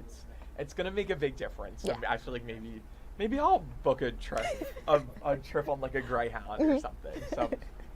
So another story that's doing well on our website. I thought it was really interesting. As you know, this is my first job out of Wait, no, I didn't know you that. Didn't know no, that? but Yes. first of all, congratulations. Thank you. Got a good gig. Yes, I'm very lucky. So there's an article about the top ranked entry-level jobs currently in America. So I put a little teaser there, but you can see the full one on our website, Fox 29. So some of the top jobs: hardware engineer, certified nursing assistant, software engineer, technician. So like a lot of technical things. I personally think Fox 29 digital production assistant should be on there, but I don't know. Maybe I'm the only one. They didn't ask the right people. I know. So they took it's from, I believe it's from Wallet Hub that did the survey. And so they have a lot of factors. They have essential skills. They said 70% of employers now use skill-based hiring. So having a portfolio, internships, or proficiency with AI, which is really interesting. But that's going to be big. Those are the things that are making the big difference. And so 44% of Gen Z feel that their biggest obstacle is that they don't have a professional network, and so they kind of feel like the hiring is who knows who and stuff like that burps on their actual skills. So I thought that was very interesting. Coming out of college, and a lot of my friends are kind of in the same boat. This stood out to me, and I wanted to share. So well, let me ask you real quick. I don't want to get all the way in your business. But when you were looking for a position, how did you feel? Did you feel like, your skills spoke for you, or did you have to, meet people, get on LinkedIn or whatever it was to get a foot in the door? I think definitely to initially, reach people, you have to have a good resume. Somebody and that can speak for portfolio what stuff. you can do. Yeah, but I'm an interview guy. Like I feel like once I'm in an that's right. interview, like I feel good. So Mhm. you know, when I like got this interview, I was like, oh yes. I know I'm going to knock it out of the feeling park. good. So, That's yeah. the confidence that you should have, and that I hope Yeah. everybody has when they are 100%. going for a new job. Really interesting that you've got this out there and that we're seeing so many engineering jobs, which is to be expected. They're also really good paying jobs. But I appreciate you bringing this perspective. And again, people can find it on our website, so fox29.com, as well as the Fox Local app. Yes, All totally. right. Jake, we'll see you a little later for Thank you more very much for trending having news. me. You are welcome. You guys, we're going to keep the stories going while we're talking about some of the biggest things that you guys are interested in. We're going to go from those local stories where we're talking about the jobs here that are doing really well for people, those entry-level jobs. I want to talk to you about some national news. We're going to get into the Strait of Hormuz, what's going on there. Have you heard the former FBI director is under fire again? He's been indicted again. Why? We'll talk about that in a second. And if you have to get a new passport soon, you might be surprised at what you see in it this time around. We'll be right back.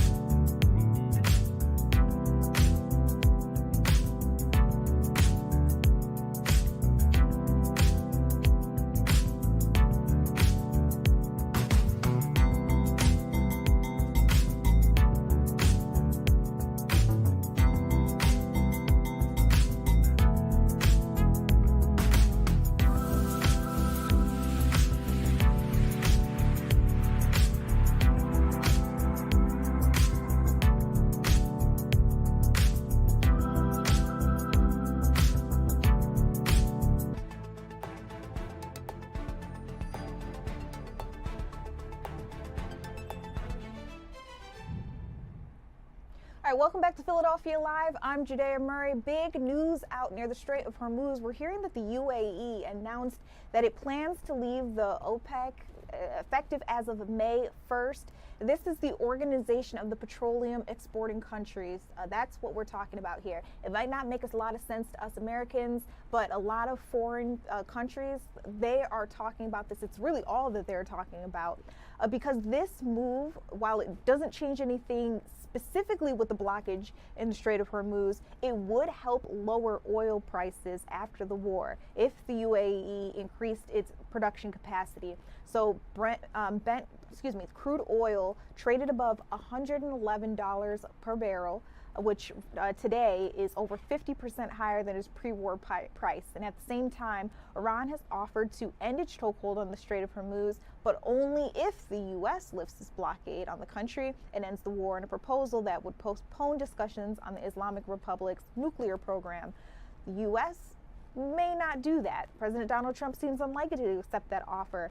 And so it's still to be seen what's going to happen there, but that's the latest of what's happening with the Strait of Hormuz and this ceasefire deal that we've got going on with Iran. Meanwhile, have you heard about former FBI Director James Comey. He has been indicted again. This is news that is just coming into the station. This is a new Justice Department probe into him. We actually got to listen in as Kash Patel from the FBI and Todd Blanche, the acting U.S. Attorney General, spoke a little deeper about what these charges are about, what they're alleging that he has done. And you guys, it's pretty serious. Let's listen. Good afternoon. Today, a grand jury sitting in the Eastern District of North Carolina returned an indictment against James Comey on 2 counts.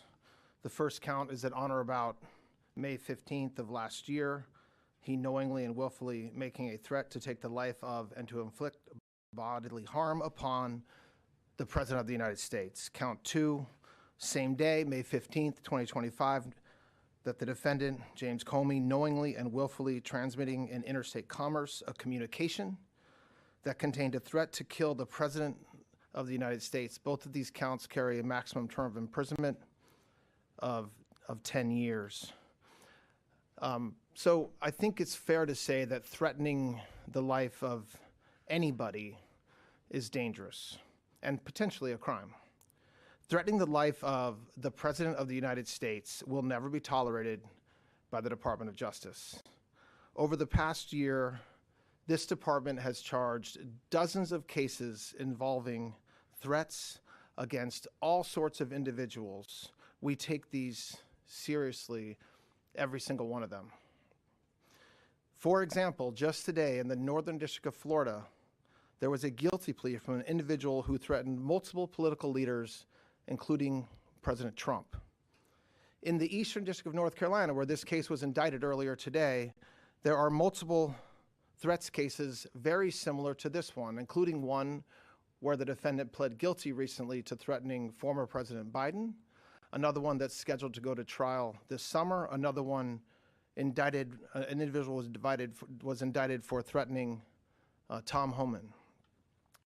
I say that to say that while this case is unique and this indictment stands out because of the name of the defendant, his alleged conduct is the same kind of conduct that we will never tolerate and that we will always investigate and regularly prosecute.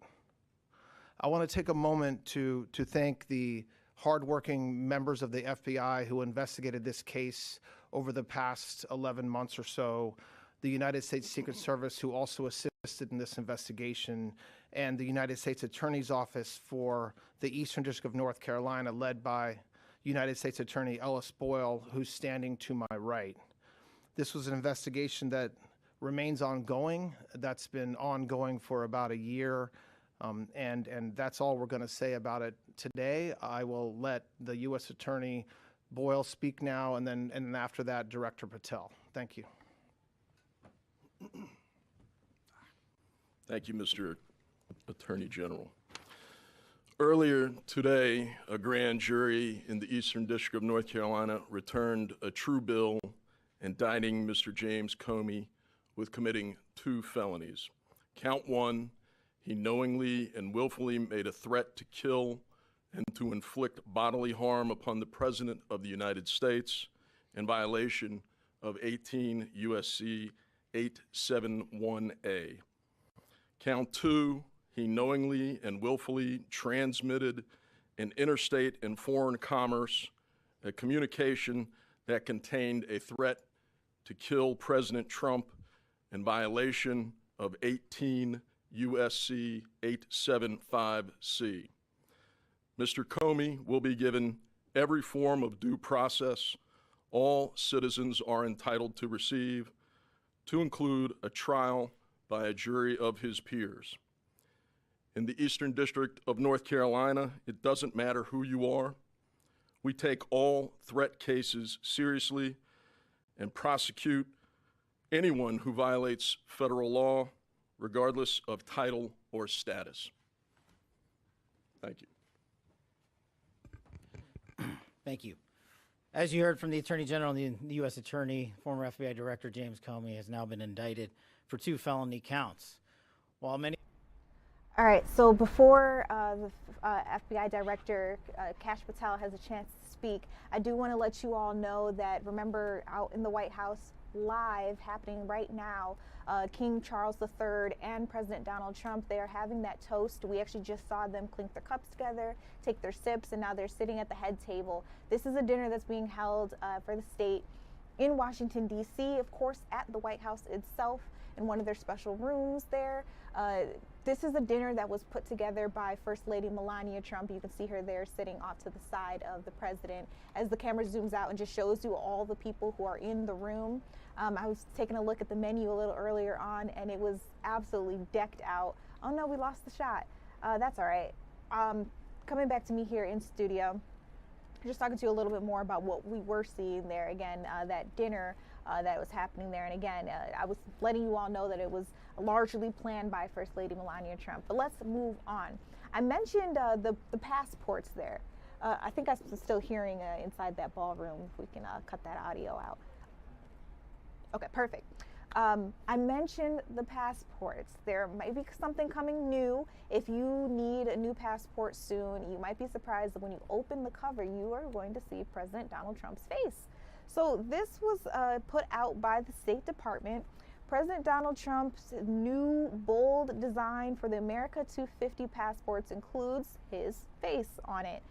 These are limited edition U.S. passports in order to commemorate the 250th anniversary of American independence. This new passport designs, as you can see, we have gotten them from the Facebook post by the U.S. Department of State. It shows two different images that would be on the inside of your passport if you so choose to get one of these. Again, this is limited edition. They're set to be released this summer. Again, they're part of the broader America 250 celebration. And if you are able to get one, we'd probably love to see it. That'd be pretty cool if that's the way you decide to celebrate the 250th birthday of America. All right, when we come back, we got some local news to tell you all about. We know a teen mom, if we can come back to me here in studio, a teen mom was accused of murdering her newborn child. We'll be talking to you about the latest of what we heard about that case, as well as this string of burglaries being questioned in Wilmington, Delaware. We'll have more on that when we come back. Yeah, I was getting to you. You just gotta give me a second.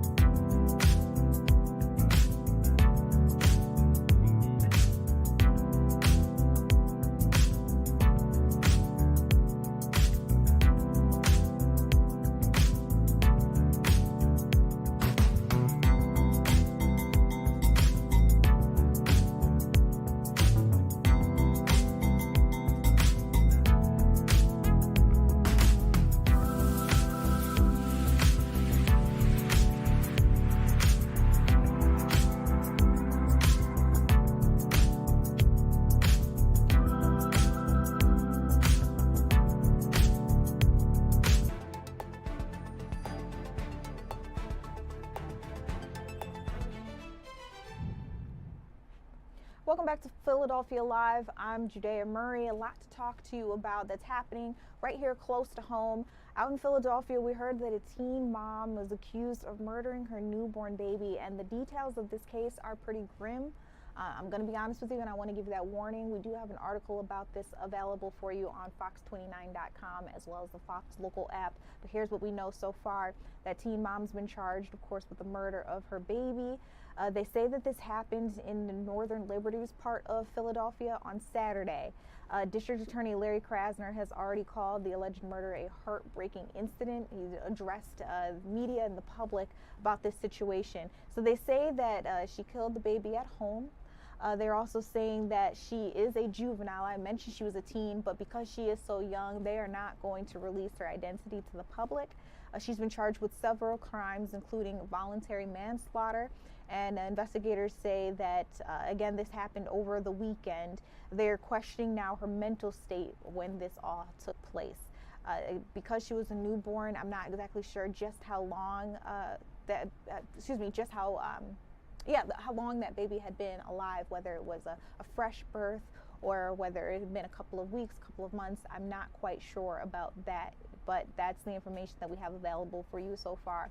I'm also hearing out in Wilmington, Delaware, there's some question about this possible string of burglaries, and officials think that they all may be connected to each other. So between April 5th and April 27th, they're saying that there have been a number of commercial burglaries or attempted burglaries in the area, and they say they have attempted to target about 11 businesses in total. These locations, these neighborhoods are all located along I-95, and so officials do believe that that's not just a coincidence. Again, they're looking into this case. If you know anything else about it, we have some information available for you on our website and again on the app. If you know anything about it, maybe someone you know was targeted in something similar, officials are asking that you reach out to them as soon as possible. Remember those dates that we're looking at there, April 5th to April 27th, and we're talking about the Wilmington, Delaware part of the state. All right, moving on, there are a slew of principals who are being celebrated. This is a really big deal. 7 Philly principals recognized for their contributions to their communities. So let's go one by one for all of the principals, principals who are getting the $20,000, if we can go in order for those folks. We've got to change the stuff up there. So just come back to me I'm on camera. We've got a bunch of principals who are being celebrated right now. They're all getting $20,000, and this is because of the way that they have loved on their communities, their students, and they've been recognized. We had them on Good Day Atlanta. I'm still thinking about my previous place. We had them on Good Day Philadelphia earlier today. So we're talking about Leandra Baltimore Hagan from John M. Patterson Elementary. We're talking about Sakia Beard Brinkley from Richard R. Wright Elementary School. Dr. Michelle Burns from Randolph Technical High School, Dr. Daryl Johnson Jr. from Carver Engineering and Science, Vance McNair from Edwin Forrest School, Dr. Lauren Overton from Penn Alexander School, Dana Singletary from Feltonville Intermediate School. Those are the 7 principals that we're talking about, and apparently there are going to be some teachers who are awarded as well. Those announcements will be made soon. We don't know exactly who those people will be, but there'll be 60 distinguished teachers who will also be receiving some money and some recognition for all that they are doing for their school. Last but not least, have you ever thought about walking on the interstate to get anywhere? I mean, I'm sure the answer is no, because it's not a normal thing to do. It's also not a safe thing to do. Well, New Jersey officials are begging fans for the FIFA World Cup not to try their luck walking on I-95, because apparently there are some social media videos that are going around out there suggesting that that's going to be your best bet to get to MetLife Stadium for the game. They're saying not at all. That's very dangerous. They are not suggesting anybody try that. And right now we're actually putting out warnings on their platforms telling people, especially foreigners, not to do this. But we're hearing that some people are suggesting that it'll be the right move because apparently NJ Transit tickets have gone up astronomically in price. So they're saying that during the FIFA World Cup, instead of that normal $12.50 charge that you would get for a ticket, that we're looking at something more like $150. And so people who don't want to pay that are saying, well, here's a life hack. Walk along I-95. That is an interstate, you guys. Please don't do that. Please don't do that. So that's the latest that we're getting there from New Jersey officials. We're going to take a quick break. When we come back, we've got our weather forecast with Scott Williams. I want to talk to you about what's going on up there in the skies. We'll be right back.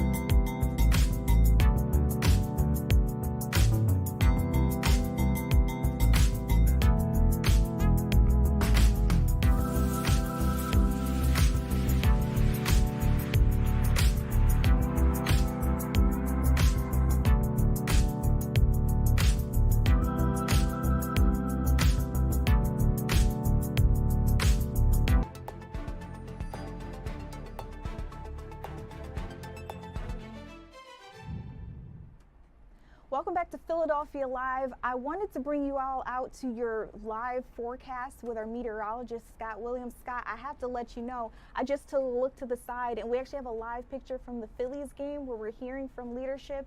And I hope it's okay with you, but I want to try to bring our audience out there first. Okay, absolutely. Thank you. All right, let's listen in to what's going on out there. Playing good or getting wins is because we haven't been playing better than other teams. So no matter who we play, so it's about playing good baseball. It's about doing all the little things. It's about what you saw tonight, getting ahead in counts, being aggressive on the bases, good at bats up and down the lineup. You know, all of those things contribute to wins. I don't think Stott tweaked something on the side. He stayed in the game. Is he okay? I think he's okay. Anytime a guy takes a swing and touches his side, it's a red flag to make sure that those guys will stay in the game and take another swing. And if there was anything at all, then I didn't want him blowing it up and where it turned into a long-term thing. So, yeah, he seemed to be okay. Did Marsh come out okay? He, banged into a couple guys there. As far as right now, I know they'll look at him, but he finished the game. I didn't hear anything after the game from Paul, so I think we're good. We'll see where it goes. The team has obviously been dealing with a lot of, it's been tough, a tough stretch. A win like this, for all the reasons like you said, where they played well, pitched well, played good defense, did you notice any kind of a different vibe in the clubhouse of just maybe a big exhale and this is what we can do? I think the big exhale came the other day after the streak of losing, what do we win, lose 10 or 11 or something like that. There was an exhale after that win. As I think I spoke about it. You know, my mind's been racing, but I think I spoke about it before the game. You feel this coming, right? And been around long enough to feel the game in the last game in Chicago, the fight. The games in Atlanta, we had a chance to win 2 out of 3 there. Even the Sale game, we got down 6-0. Nola stayed in the game. He kept us in it, or not kept us in it, but kept it right there. And our at-bats were competitive. We didn't just give in and start swinging. So this has been coming. Ballmer swung the bat good tonight. You could see signs of it in Chicago, where he squared up a ball there. He squared up a ball in Atlanta. You start to see signs of it, right? And I don't know if I feel like I've been around long enough to see that these things start to, when you have this type of talent, that it's there and it's coming, and you could feel this coming. A lot of guys in that room, as is often the case when a manager gets fired, kind of expressed almost a sense of guilt or like remorse, feeling responsible for what happened. What do you see your role as of almost weaponizing that feeling and getting the guys going on the right path? I felt that feeling a number of times in New York. We seem to do that a lot, where you felt like, I think if you're realistic and you look in the mirror, at the end of the day, the coaches and we're all trying to put these guys in good positions.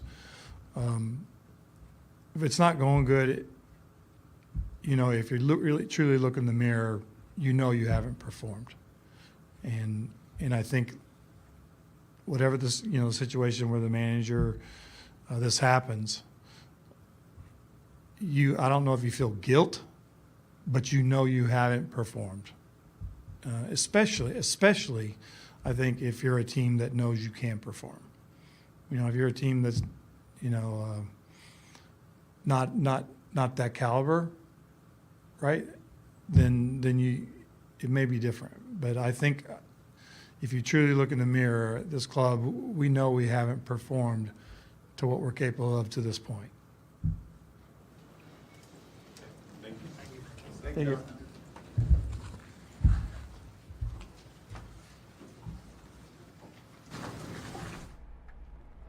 All right, coming back here to me, we just heard from Don Mattingly after the Phillies had a great game. They won 7-0, and I know that has to feel a little funny because he's taking over for Rob Thompson, who was fired earlier today. And so I could hear in his voice there, while he probably wanted to be excited about such a big win, it was also kind of a sobering reality that this isn't the best position to be in. But again, I did want to let you know that the Phillies did win their game against the San Francisco Giants. And with that, I can turn things on over to Scott Williams. I see he's still ready. Scott, thank you so much for letting us listen into that. I know a lot of fans were looking forward to it. Yeah, absolutely. Big change today in the leadership there, and hopefully, they'll turn the corner and things will improve. We've got a lot of baseball to get through over the next several months in the hunt for Red October. Let's talk a little bit about this forecast, because we've had the clouds, we have the cool conditions out there. Temperatures right now are in the upper 50s, and high temperatures today we're stuck below where we should be for this time of year, which is in the upper 60s. 64 degrees, that was it for Philadelphia. It was 63 in Wilmington, low 60s for Trenton. Now we will see some changes over the next day or so. We're looking at the rainfall that will be moving in. No rainfall for tonight, but temperatures only in the upper 50s as we look at that cloudy Center City skyline. Cloud covers out there, but once again, no rainfall just yet. We'll have to wait until tomorrow afternoon and evening. Overnight low temperatures will dip into the 40s to right around 50 degrees for Philadelphia, which is about average for a low temperature this time of year for the latter part of April. The forecast for tomorrow, temperatures will be topping out in the low 60s out there. Increasing clouds, very cloudy conditions for the first part of the day. And then as we get toward the afternoon and evening, that's when we're looking at those showers that will be moving in. No thunderstorms expected like the severe weather out to the west of us today with that front. We're looking at the rainfall chances ramping up for your Wednesday afternoon and evening. Most of the rain should be out of here by daybreak on Thursday. But here's a look at that system off to the west. Cold front, that is what will be on the move. Area of low pressure will kind of rotate along that toward the Delaware Valley, but lots of severe weather tornadoes with this in Texas. Also reports of tornadoes in Arkansas this afternoon and evening. So no severe weather component with the storm system for us, but yes, beneficial rainfall is expected as we get towards your Wednesday afternoon and evening. So timing things out For the afternoon, north and west will see the showers first. Then it moves toward the Philadelphia area in the I-95 corridor as we get toward the latter part of the afternoon, toward that evening rush. So if you do have some plans for outdoor activities, that rain is going to be closing in. Then it gets down the shore as we get toward the latter part of the evening time frame. But most of the heavy rainfall will be pushing out to sea by 11 o'clock midnight. Now, how much rainfall do we anticipate? We are in a deficit and we need that rainfall. Most locations will end up with about a half an inch, maybe upwards of 3/4 of an inch of rainfall before all is said and done with this system. So you can see a couple of those computer models showing you for Philadelphia, we're looking at about a half an inch of rainfall. So as we look at that 7-day forecast from the Weather Authority, those temperatures will be in the mid-60s. For tomorrow, that's about 5 degrees below average. Clearing skies on Thursday, so pretty dry on Thursday in the wake of this storm system that moves through. May begins on Friday. We're looking at temperatures below average by about 5 degrees, mid-60s, but a nice day. And then for the weekend, we're back well below average. Temperatures for Saturday, only around 60 degrees. Some will be stuck in the 50s again. So cool conditions, a slight chance of a shower, especially far south and east for your Saturday. And then as we get toward Monday, Tuesday of next week, those temperatures climbing back into the 70s as we get toward next Tuesday. It's Cinco de Mayo. We're looking at temperatures around 74 degrees, 76 next Wednesday. And then we're kind of back to average temperatures for next Thursday into next Friday. But I still think there could be a May surprise. And by that, I mean, we're still not really out of the woods for potential frost or freeze for that matter. So we typically say the benchmark to plant those tender plant sensitive vegetation is after Mother's Day. And Mother's Day this year is May 10th. Judea, back over to you.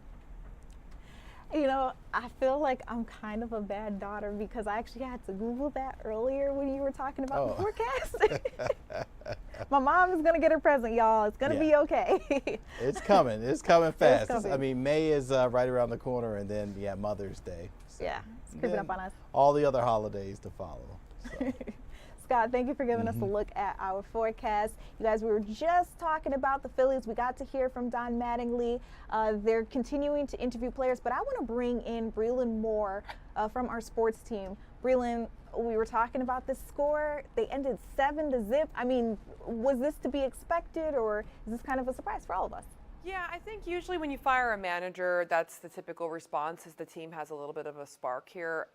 We talked earlier about the fact that the Giants are not the best team. I think their record is 13-15 overall.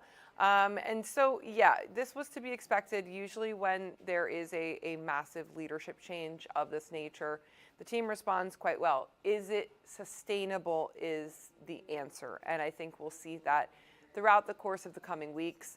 They had a 9-19 start. So, I mean, they really couldn't be much worse here. So hopefully it goes up from here. But I don't know. I think it's going to be a very interesting season for these Phillies as they now are, of course, led by Don Mattingly as the interim manager.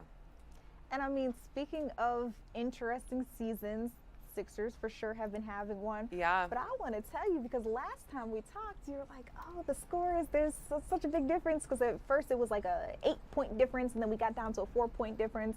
But you thought the Boston Celtics were going to pull out. I want to let you know right now, we're looking at 113 for the 76ers and 97 for the Celtics. Yeah, good for them. I mean, to force a game 6 would be amazing considering, what this team has been dealt over the course of this season. I mean, I feel like it's just one thing after another. Injury, suspension, freak things. I asked so many Sixers reporters, I said, is this the most chaotic season that you have had with this team? The majority of them said yes, or this is a close second, because remember, Sixers have had a lot of drama over the course of the past couple of years.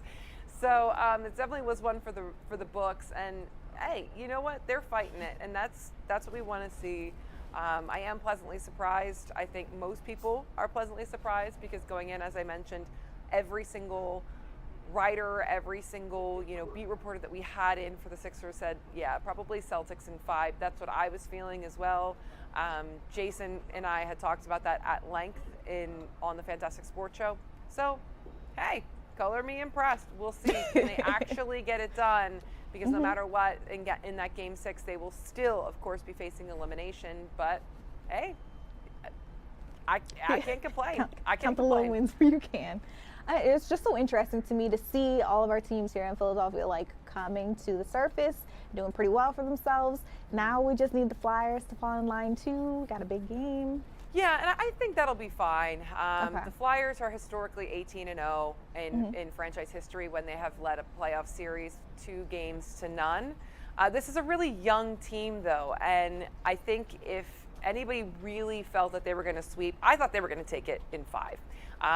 But if anyone thought they were really going to sweep, that's a little of an overestimation of not their talent, but on the other side, yes, they might be well in their 30s, but you have 3 Hall of Famers on Pittsburgh's side. So they weren't going to lay down and just let the Flyers walk all over them. This is the series that we kind of expected. I expected it to go a little bit more. I was actually very shocked that the Flyers were able to do what they did in those first 3 games.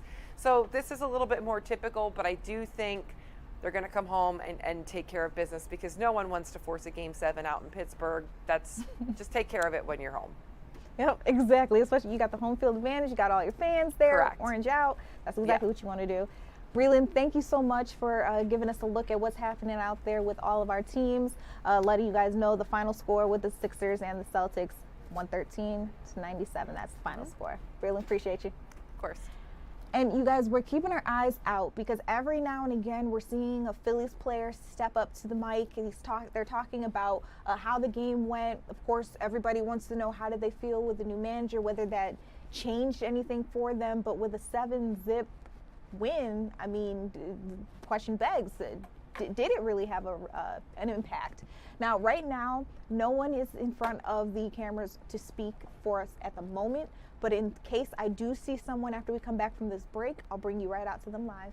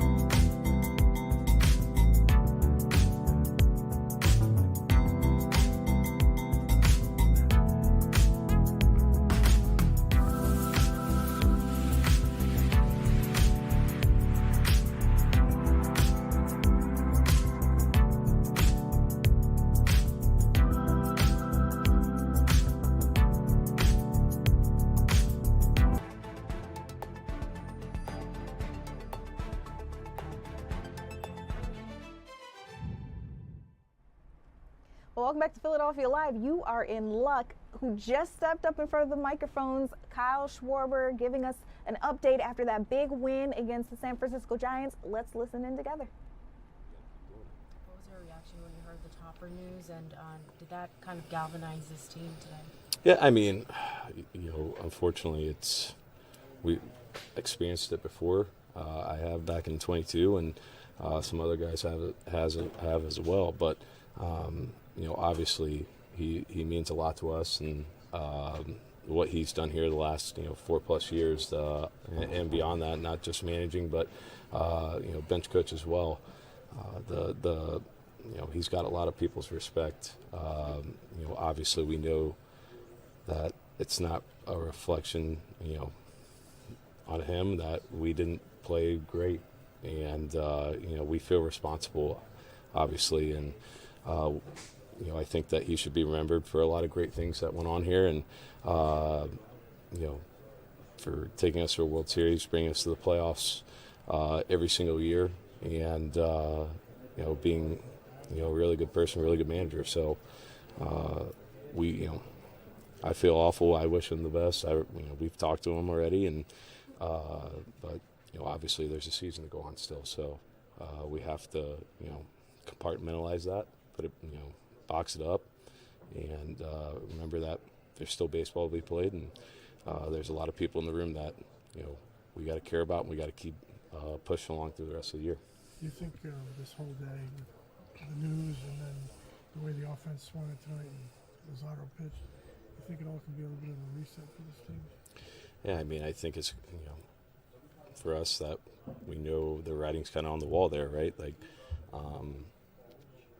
you get someone, someone loses their job because of it, and obviously people, they feel how they feel, and I can't say that it's a direct result of what we did tonight, but that's a classic game for us, to where I felt like like we said, the bats were great.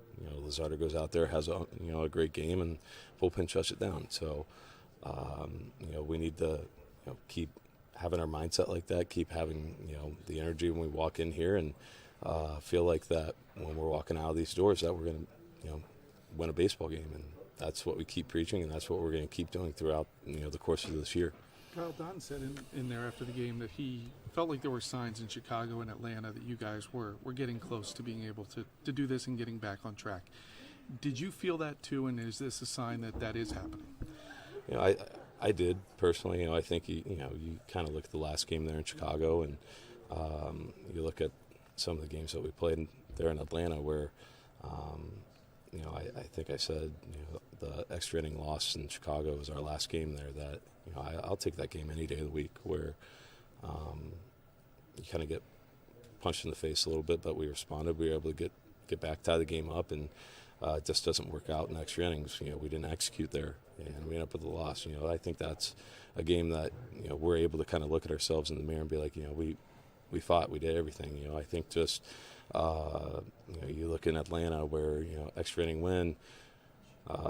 Felt like we fought the first game, and we still put up a pretty good fight, even though you get Chris up against the wall a little bit, and he finds his way out of it and found his groove again. But I just think that the more that we're able to do what we do, keep our energy, and come to work every single day expecting to win the game, that a lot of good things are going to happen, and not having any sort of inkling or thought, before, during, or after about, are we going to lose, anything like that. It's, expecting to win when we go out, and then when we walk back in, the result's the result. Thank you. Yep. Thanks, Scott. Yep.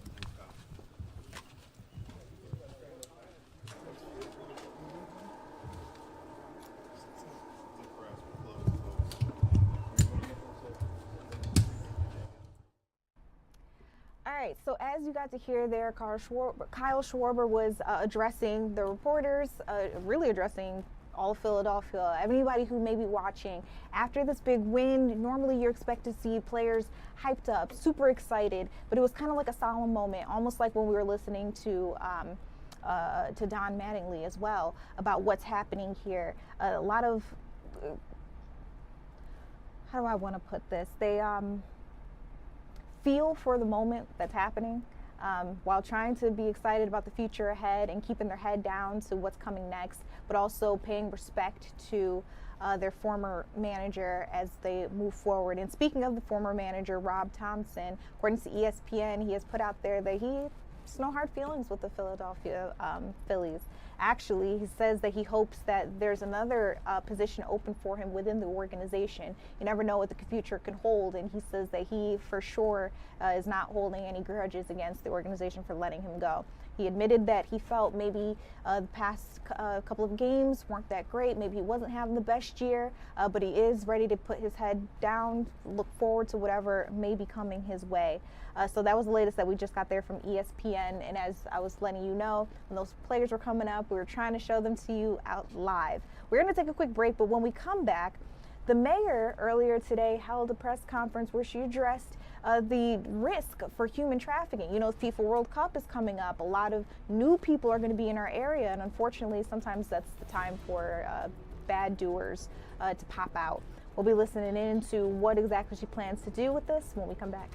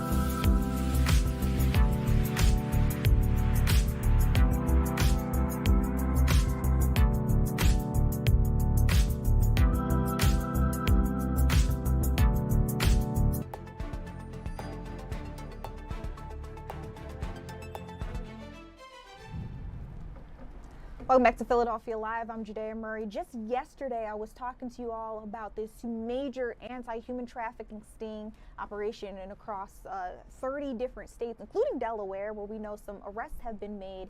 Well, the mayor for the city of Philadelphia says that's not going to fly in her jurisdiction. You know, the FIFA World Cup is coming up, and that tends to be a time when those major sports events come to different cities. That tends to be a time for human traffickers to try to find their prey. And act on all the different people that are coming into the area. Earlier today, she held a press conference where she addressed that head on, and she laid out her plan to make sure that does not happen this year. Let's listen in to what she had to say. We are on the cusp of one of the biggest summers this city has seen in years. FIFA World Cup, MLB All-Star Game, and of course, America's 250. The city of Philadelphia, right now, we have an opportunity to proactively address the increased risk of human trafficking associated with hosting these big events. And while large-scale international events bring visitors and economic activity, revenue, and business that our city needs, we also need to know that they can also create exploitable conditions for trafficking. Now, it is important that we name this and we speak it loudly, to bring it out of the shadows by raising awareness so that we can do something about it, prevent it, intervene, and help victims and bring traffickers to justice. Here in Philadelphia specifically, we were in the middle of budget hearings, and a council member raised an issue that made me do a double take. As mayor, I want you to know I'm really excited about the city being the #1 tourist destination in our country right now, but it was Council Member Nina Ahmad on the ground who said, what is Philadelphia doing to prepare to fight against, to prevent, to intervene in human trafficking? Council Member Nina Ahmad, our work, Ahmed. Nina Ahmed. I go from Ahmad to Ahmed. I want you to know I'm working on it. I accept all of it. Just call my name. And but when we think about what we are announcing here, I want us to give Council Member Ahmed her just due. And it's give her a round of applause. Her leadership. So it is with this in mind that we are proud to announce that the city has engaged 2 leading organizations in our community to lead Philadelphia's human trafficking awareness and prevention campaign effort going into all of this summer's big events and beyond. So the first organization, Chatterblast Media. Let's give Chatterblast a round of applause. Is Chatterblast here? Chatterblast, I'm only giving you the benefit of the doubt because you don't have to do this with us, but you know you shouldn't be sitting there. You should be standing up here with us. So Chatterblast, come up here with us. Give Chatterblast a round of applause. Thank you. We want people to see you and know who you are. Chatterblast Media will support the city's efforts through a coordinated public awareness campaign and training and education program that is survivor-centered and data-driven. Now, Chatterblast is partnering with Stop the Traffic, again, a globally recognized nonprofit with more than 20 years of experience preventing modern slavery and human trafficking worldwide. Stop the Traffic brings a prevention model that is uniquely suited to addressing trafficking risk associated with major global events, which has previously deployed successfully during the World Cup in Qatar and the Olympics in Paris. So they're seasoned, they know this work and they know what they're doing. The next organization is one with whom I feel a great deal of synergy. Reverend Bonnie and I have been friends, and she's been a mentor and a teacher for many years, ably representing the Salvation Army and their amazing team. So the Salvation Army will provide mobile, survivor-centered case management and coordinated resource support, as well as training and education for city departments and the business community on best practices to prevent, identify, and respond to human trafficking. The Salvation Army has a long-standing commitment to the safety, dignity, and well-being of the Philadelphia community, providing critical services to individuals and families experiencing vulnerability, trauma, and exploitation. So as a part of this commitment, the Salvation Army has made a focused and sustained investment in serving survivors of human trafficking through its New Day to Stop Trafficking program. Give New Day to Stop Trafficking program a huge round of applause. So together, these organizations stop the traffic's global prevention expertise with Chatterblast's local leadership and executional strength, together with the Salvation Army's expertise and resources and long-standing ties in our community. That's important because no one's going to seek help and or assistance from anyone they don't trust. And when the Salvation Army is doing its work, they have an element of trust that has been earned for years. So I'm excited that the city of Philadelphia will be positioned to meet the challenges of hosting many big events this summer with intention, credibility, and care, protecting residents, visitors, and vulnerable communities alike. So I need to be able to say to my team today, thank you all so very much for your leadership. Deputy Managing Director Crystal Yates-Gale, for so much of what we've done in this area of public safety.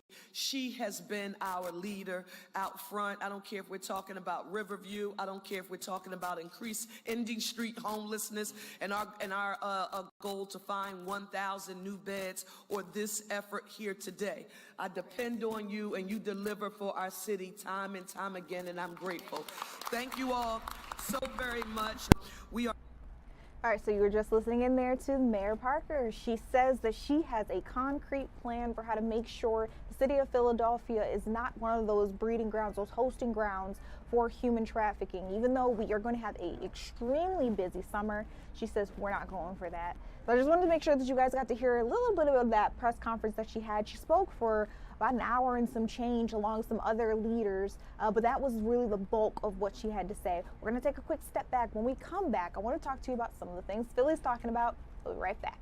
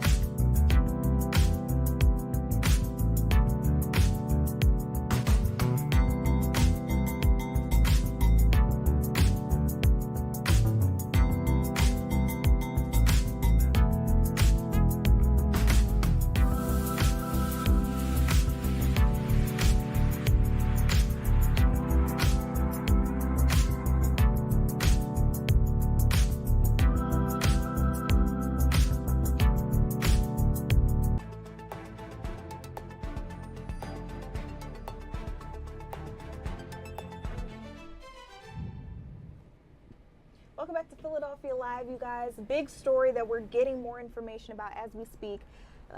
Jake, I had my notifications turned on the Fox Local app, so I saw this push alert come in, but what's going on? Yeah, so a 4-year-old boy was injured after falling from a 3rd floor window. So this happened in North Philadelphia, the 2200 block of North 7th Street.